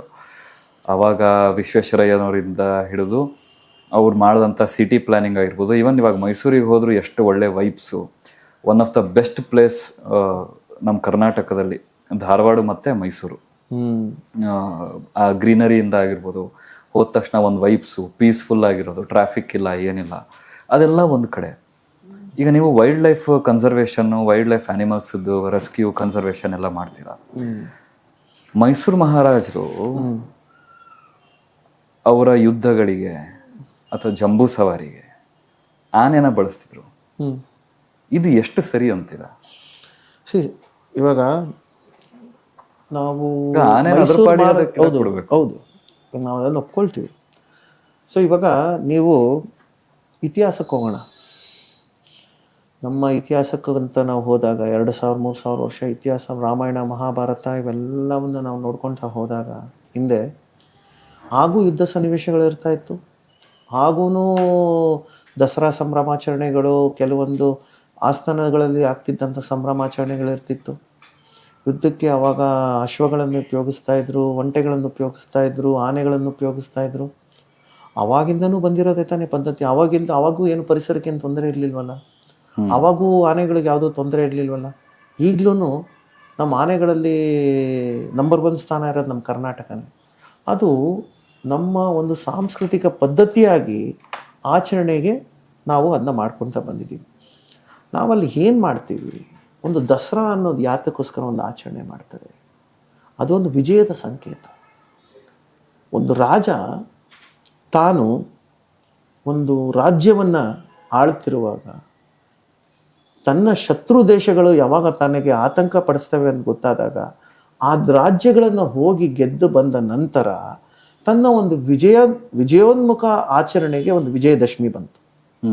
ಆ ವಿಜಯದಶಮಿಯನ್ನ ನಾವು ಪಾರಂಪರಿಕವಾಗಿ ಆಲ್ಮೋಸ್ಟ್ 400 ವರ್ಷಗಳಿಂದ ನಾವು ದಸರಾನ ಆಚರಣೆ ಮಾಡ್ಕೊತ ಬರ್ತಿದ್ವಿ. ವಿಜಯನಗರ ಸಾಮ್ರಾಜ್ಯದ ಆಸ್ಥಾನದಿಂದ ನಮಗೆ ಆಚರಣೆ ಇದೆ. ವಿಜಯದಶಮಿ ಇವತ್ತೇ ಅಂತಲ್ಲ, ರಾಮಾಯಣ ಮಹಾಭಾರತ ಇತಿಹಾಸಗಳನ್ನು ನಾವು ಕಳ್ಕೊಳ್ತಾ ಹೋದಾಗ ಅಲ್ಲಿಂದನೂ ನಮಗೆ ಭಾಳಷ್ಟು ಸಂಭ್ರಮಾಚರಣೆಗಳು ಬಂದಿದ್ದಾವೆ. ಅಲ್ಲಿಂದನೂ ನಮಗೆ ಪ್ರಾಣಿಗಳನ್ನು ಪೂಜಾ ಇದಕ್ಕೆ ಸೌಕರ್ಯಗಳಿಗೆ ಯೂಸ್ ಮಾಡ್ಕೊಳ್ತಾ ಬಂದಿದ್ದಾರೆ. ಬಟ್ ಇವಾಗ ಯಾಕೆ ಜನ ಅದನ್ನ ಪ್ರಶ್ನೆ ಮಾಡ್ತಾ ಇದ್ದಾರೆ? ಯಾಕಂದ್ರೆ ಇವಾಗ ನಮ್ಮ ಹತ್ರ ಪಾಪ್ಯುಲೇಷನ್ ಕಮ್ಮಿ ಇದೆ ಅಂತ ಜನ ಪ್ರಶ್ನೆ ಮಾಡ್ತಾ ಇದ್ದಾರಾ? ಅದನ್ನೇ ನಾವು ಇವಾಗ ದಸರಾಗೆ ಒಂದಷ್ಟು ಆನೆಗಳು, ಈ ಆನೆಗಳನ್ನು ನಾವು ಎಲ್ಲಿಟ್ಟಿರ್ತೀವಿ? ಕಾಡಲ್ಲೇ ಇಟ್ಟಿರ್ತೀವಿ. ನಮ್ಮ ಕ್ಯಾಂಪ್ಗಳಲ್ಲಿರುತ್ತೆ. ರಾತ್ರಿ ಹೊತ್ತು ಕಾಡಲ್ಲಿ ಮೇಯ್ತವೆ, ಬೆಳಗ್ಗೆ ಕ್ಯಾಂಪಿಗೆ ಬರ್ತವೆ. ಆಮೇಲೆ ಅಲ್ಲಿನ ಈಗ ದುಬಾರೆ ಮತ್ತೆ ನಮ್ಮ ಮತ್ತಿಗೋಡು ಮತ್ತೆ ಈ ಥರ ಸಕ್ಕರೆ ಬೆಲೆ ಈ ಥರ ಜಾಗಗಳಲ್ಲಿ ನಾವು ಆನೆಗಳನ್ನು ಇದು ಮಾಡಿಟ್ಟಿರ್ತೀವಿ. ಈ ಆನೆಗಳದ್ದು ನಾವು ಏನೇನು ಇದು ಮಾಡ್ತಾ ಇರ್ತೀವಿ, ಕೆಲವೊಂದು ಸರಿ ಹುಲಿ ಕಾರ್ಯಾಚರಣೆ, ಆನೆ ಕಾರ್ಯಾಚರಣೆ, ಆಮೇಲೆ ಇದರ ದಸರಾ ಸಂದರ್ಭ ಮಾತ್ರ ಅವುಗಳನ್ನ ನಾವು ಇದು ಮಾಡ್ತಾ ಇರ್ತೀವಿ, ಕೆಲಸ ಮಾಡ್ತಾ ಇರ್ತೀವಿ. ಆನೆಗೆ ನಾವು ಸುಮ್ಮನೆ ತೊಗೊಂಬಂದ್ಬಿಟ್ಟು ನಾನು ಅದನ್ನು ಪಳಗಿಸ್ಬಿಟ್ಟು ಇಟ್ಕೊತೀನಿ ಅಂದರೆ ಅದು ಒಂದು ಜೀವ, ಅದಕ್ಕೂ ನಮ್ಮ ಹಾಗೆ ಒಂದು ಸ್ವತಂತ್ರ ಬೇಕು. ಅದು ಆರಾಮಾಗಿ ಪ್ರತಿ ವರ್ಷ ಅದು ತಾನು ಕೆಲಸಗಳೇನಿದೆ ಅದನ್ನ ತಾನು ಇಟ್ಕೊಂಡಿದ್ದು ಒಂದು ದಸರಾ ಸಂಭ್ರಮಾಚರಣೆಗೆ 1 ತಿಂಗಳ ಕಾಲ ಬಂದು ಇಲ್ಲಿ ತಾಲೀಮು ಮಾಡಿ ಆ ಒಂದು ವಿಜಯದಶಮಿಯ ಒಂದು ಆಚರಣೆನ ನಾವು ಪಾರಂಪರಿಕ ಆಚರಣೆಗಳನ್ನು ಸಹ ಅವಲಂಬಿತವಾಗಿ ಮಾಡಿಕೊಂಡು, ಪರಿಸರಕ್ಕೆ ಯಾವುದೋ ಅವರು ಹಾನಿ ಮಾಡ್ತಾ ಇಲ್ವಲ್ಲ. ಕೆಲವೊಂದು ಸಂದರ್ಭಗಳಲ್ಲಿ ಆನೆಗಳು ಮತ್ತಲ್ಲಿರ್ತವೆ, ಆಗ ಏನಾದ್ರು ಒಂದು ಸಣ್ಣ ಪುಟ್ಟ ಇನ್ಸಿಡೆಂಟ್ಸ್ಗಳಾಗ್ತವೆ. ಅದಕ್ಕೆ ಬೇಕಾಗುವಂತಹ ಎಲ್ಲ ಕಾರ್ಯಾಚರಣೆಗಳನ್ನು ಮುಂಚಿತವಾಗಿ ಎಲ್ಲ ಮಾಡ್ಕೊಂಡಿರ್ತಾರೆ. ಅದರಲ್ಲೂ ಕೆಲವೊಂದು ಲೋಪದೋಷಗಳಿದ್ದಾವೆ. ಆ ಲೋಪದೋಷಗಳನ್ನು ಪ್ರತಿ ವರ್ಷ ನಾವು ಹೋಗಿ ಆ ಲೋಪದೋಷಗಳನ್ನು ಸರ್ಕಾರದ ಮಟ್ಟಿಗೆ, ಅರಣ್ಯ ಇಲಾಖೆ ಮಟ್ಟಿಗೆ, ಇವ್ರಿಗೆ ಎಲ್ಲಿವರೆಗೂ ಅವ್ರಿಗೆ ಪರಿವರ್ತನೆ ಮಾಡ್ಕೊಳ್ಳೋದಕ್ಕೆ ಮತ್ತು ಅವುಗಳು ಮಾಡ್ತಾ ಇರ್ತೋ ತಪ್ಪುಗಳನ್ನ ತಿದ್ಕೊಳ್ಳಿ ಅಂತ ನಾವು ಭಾಳಷ್ಟು ಸರಿ ಪ್ರಯತ್ನ ಪಡ್ತಾ ಇರ್ತೀವಿ. ಬಟ್ ಅದರಿಂದ ಏನು ನಮ್ಮ ಸಂಸ್ಕೃತಿಗೂ ಯಾವುದೇ ರೀತಿ ತೊಂದರೆ ಇಲ್ಲ. ನಾ ಸಂಸ್ಕೃತಿಗೆ ಕಾಡಿಗೆ ತೊಂದರೆ ಆಗ್ತಿದೆ ಅಂತ ಹೇಳ್ತಿಲ್ಲ. ಈಗ ಆನೆ ಒಂದು ಕಾಡು ಪ್ರಾಣಿ, ಹೌದು, ಓಕೆನಾ? ಅದ್ರ ಜಗತ್ತೇ ಕಾಡು. ಹೌದು, ಅದ್ರದ್ದೇ ಆದಂತ ಒಂದು ಫ್ಯಾಮಿಲಿ ಇರುತ್ತೆ, ಅದ್ರದ್ದೇ ಆದಂತ ಒಂದು ಹರ್ಡ್ ಇರುತ್ತೆ. ಅದಕ್ಕೆ ಯಾಕಂದ್ರೆ ಆನೆ ಮನುಷ್ಯನ್ಗಿಂತನೂ ಬುದ್ಧಿವಂತ. ಹೌದು, ಹೌದಾ?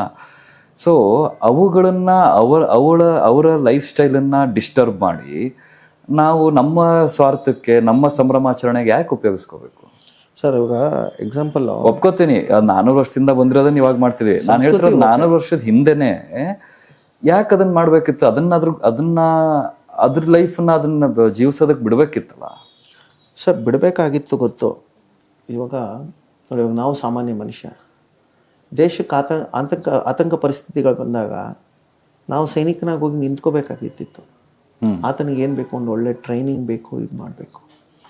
ಇವಾಗ ನಮ್ಮ ಸುತ್ತ ಕಾಡಿದೆ, ಆ ಕಾಡನ್ನು ಕಾಯೋದಕ್ಕೆ ನಮಗಷ್ಟು ಒಂದಷ್ಟು ಪ್ರಾಣಿಗಳನ್ನು ನಾವು ನಮ್ಮ ಹತೋಟಿನಲ್ಲಿ ಇಟ್ಕೊಳ್ತೀವಿ. ಎಕ್ಸಾಂಪಲ್ ಒಂದು ರಿಸರ್ಚ್ಗೂ ಇಟ್ಕೊಳ್ತೀವಿ.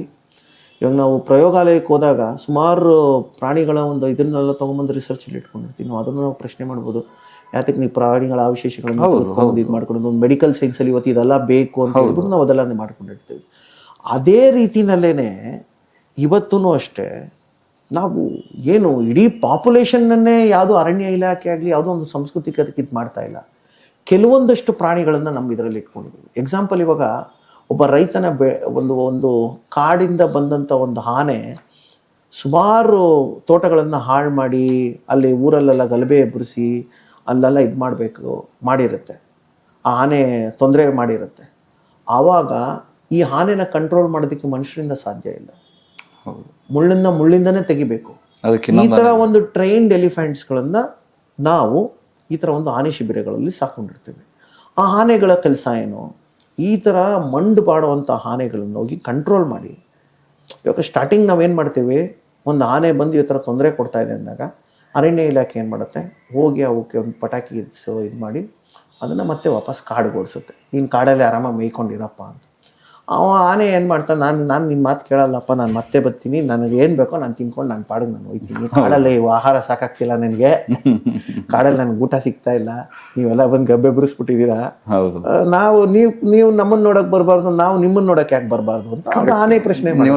ನೀವು ನಮ್ಮ ಪ್ರಕೃತಿ ಹಾಳು ಮಾಡ್ತಾರೆ, ನಾವ್ಯಾಕೆ ನಿಮ್ದನ್ನ ಹಾಳು ಮಾಡಬಾರ್ದು? ಅದಕ್ಕೆ ಅವ್ರಿಗೆ ಇನ್ನೊಂದು ನಾವು ಹೇಳ್ತೀವಿ, ನೋಡಪ್ಪ ನಿಮ್ಮ ಫ್ರೆಂಡ್ಸ್ ಇದ್ದಾನೆ, ಅವ್ರನ್ನ ಕೇಳು, ಅವ್ನು ಕೇಳ್ಬಿಟ್ಟಿನ್ ಬಾ ಅಂದ್ಬಿಟ್ಟು ಅದಕ್ಕೆ ಏನು ಮಾಡ್ತೀವಿ, ಇಂಥ ಆನೆಗಳನ್ನ ಕರ್ಕೊಂಡು ಹೋಗ್ತೀವಿ.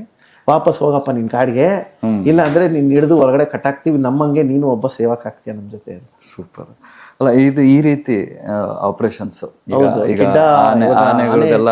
ಆನೆ ಕೆಡ್ಡ ಆಪರೇಷನ್ಸ್ ನಾವು 1970ರಲ್ಲಿ ಇದು ಜಾರಿಗೆ ಬರುತ್ತೆ ನಮ್ಮ ಅರಣ್ಯ ಇಲಾಖೆಯಿಂದ. ಯಾಕಂದರೆ 70ರ ನಂತರ 71, 72ರ ಇದರಲ್ಲೇ ನಮ್ಮ ಭಾಳಷ್ಟು ವನ್ಯಜೀವಿ ಕಾಯ್ದೆ, ಆಮೇಲೆ 1960ರಿಂದನೇ ಸ್ಟಾರ್ಟ್ ಆಗುತ್ತೆ. ಯಾಕಂದರೆ ನಮ್ಮ ಪೂರ್ವಿಕರು ನಮಗೆ ಸ್ವತಂತ್ರ ಬರೋ ಮುಂಚೆಯಿಂದನೂ ಅಷ್ಟೇ, ಇವತ್ತು ನಾವು ಏನೇ ಒಂದು ರೂಲ್ಸು ರೆಗ್ಯುಲೇಷನ್ಸು ಆ್ಯಕ್ಟ್ಸ್ ಇವೆಲ್ಲ ತರಕ್ಕೆ ಮುಂಚೆ ಅವಾಗ ಯಥೇಚ್ಛವಾಗಿತ್ತು, ಬೇಟೆ ಆಡಿಬಿಟ್ರು. ಪೋಚರ್ಸ್ಗಳಾಗಿ ಯಾರು ಹೇಳೋರು ಕೇಳೋರು ಇರ್ತಾ ಇರಲಿಲ್ಲ. ತಮಿಳ್ನಾಡಲ್ಲಂತೂ ನಿಮ್ಗೆ ಎಷ್ಟು ಬೇಕಾದ್ರೂ ಇದು ಮಾಡ್ಕೋಬೋದಾಗಿತ್ತು.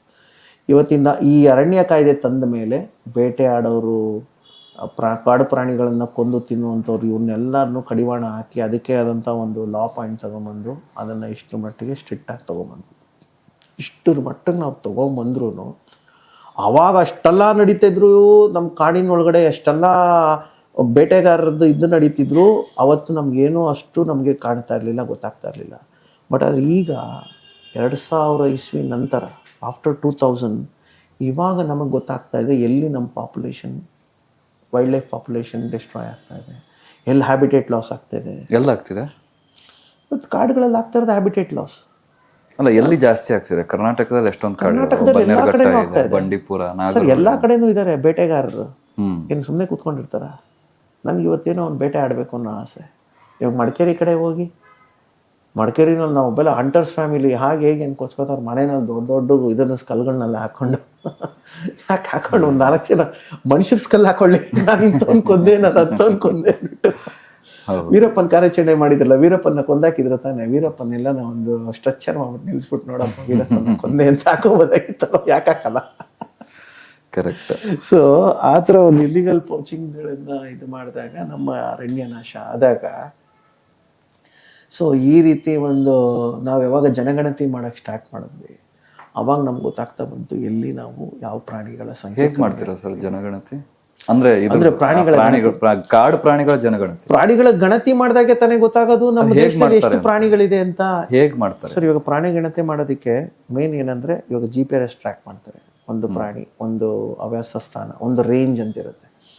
ಈಗ ಎಕ್ಸಾಂಪಲ್ ಬನ್ನೇರುಘಟ್ಟ ಒಂದು ರೇಂಜ್, ತೂರಹಳ್ಳಿ ಫಾರೆಸ್ಟ್ ಒಂದು ರೇಂಜ್, ನೆಲಮಂಗಲ ಒಂದು ರೇಂಜ್, ಇವಾಗ ಮುತ್ತೋಡಿ ಅದು ಒಂದು ರೇಂಜ್. ಅಂದರೆ ಇದು ನಮಗೆ ಇದು ಬರುತ್ತೆ ಅಲ್ಲಿ, ಯಾವುದಪ್ಪ ಒಂದು ಡ್ಯಾಮ್ ಇದೆಲ್ಲ ಇಲ್ಲಿ ನಮ್ಮ ದೊಡ್ಡಾಲ್ಮರ ಆದಮೇಲೆ,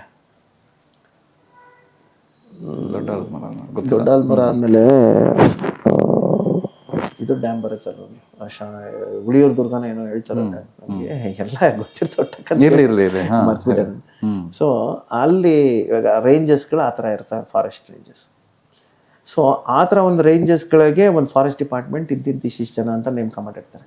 ಒಂದು ರೇಂಜ್ಗೆ ಇಷ್ಟು ಫಾರೆಸ್ಟ್ ಡಿಪಾರ್ಟ್ಮೆಂಟ್. ಇವಾಗ ಬನ್ನೇರುಘಟ್ಟ ಎಷ್ಟಿದೆ? 220 ಕಿಲೋಮೀಟರ್ ರೇಂಜ್ ಇದೆ. ಸೊ ನಾವು ಕಾವೇರಿ ವೈಲ್ಡ್ ಲೈಫ್ ನೋಡೋಕೆ ಹೋದರೆ ಒಂದು 600-700 ಕಿಲೋಮೀಟರ್ ರೇಂಜ್ ಇದೆ. ಮಲೆ ಮಹದೇಶ್ವರನ ಬೆಟ್ಟ ರೇಂಜ್ ನೋಡೋಕೆ ಹೋದರೆ ಒಂದು 600-700 ಕಿಲೋಮೀಟರ್ ರೇಂಜ್ ಇದೆ. ಹಂಗೆ ಒಂದೊಂದು ಫಾರೆಸ್ಟ್ ರೇಂಜ್ ಇಷ್ಟಿಷ್ಟು ಸ್ಕ್ವೇರ್ ಕಿಲೋಮೀಟರ್ಸ್ಗಳನ್ನ ಕವರ್ ಅಪ್ ಆಗಿರುತ್ತೆ. ಸೊ ಆ ಸ್ಕ್ವೇರ್ ಕಿಲೋಮೀಟರ್ಗಳಲ್ಲಿ ಒಂದು ಟೆರಿಟರಿ, ಹ್ಯಾಬಿಟೇಟು ಇವು ಬಿಲ್ಟಪ್ ಆಗಿರ್ತವೆ. ಸೊ ಒಂದು ಕಾಡಾಗಬೇಕಂದ್ರೆ ಅಲ್ಲಿನ ಒಂದು ಎಕೋಸಿಸ್ಟಮ್ ಹೆಂಗೆ ಬಿಲ್ಟ್ ಆಗಿರುತ್ತೆ, ಒಂದು ಸಣ್ಣ ಮೈಕ್ರೋ ಆರ್ಗನಿಸಮ್ಸಿಂದ ಹಿಡಿದು ದೊಡ್ಡ ಆನೆವರೆಗೂ ಒಂದು ಎಕೋಸಿಸ್ಟಮ್ ಬಿಲ್ಟ್ ಆಗಿರುತ್ತೆ.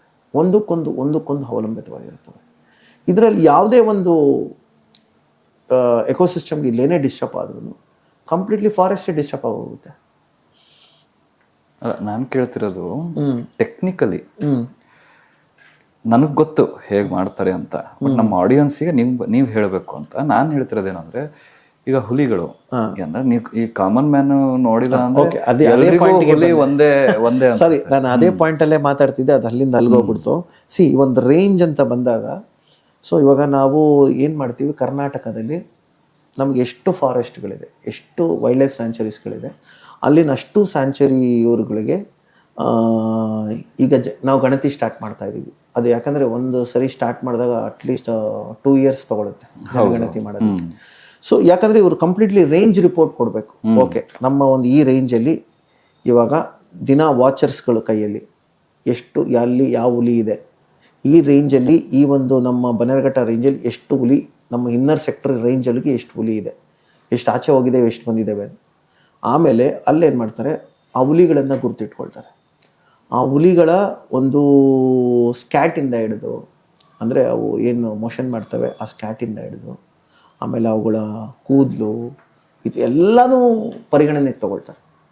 ಅದನ್ನು ಭಾಳಷ್ಟು ದಿನಗಳಿಂದ ಅಬ್ಸರ್ವ್ ಮಾಡಿರ್ತಾರೆ. ಯಾಕಂದರೆ ಒಂದು ರಿಪೋರ್ಟ್ ಕೊಡಬೇಕಾದ್ರೆ ಇದು ಇಂಥದ್ದೇ ಹುಲಿ.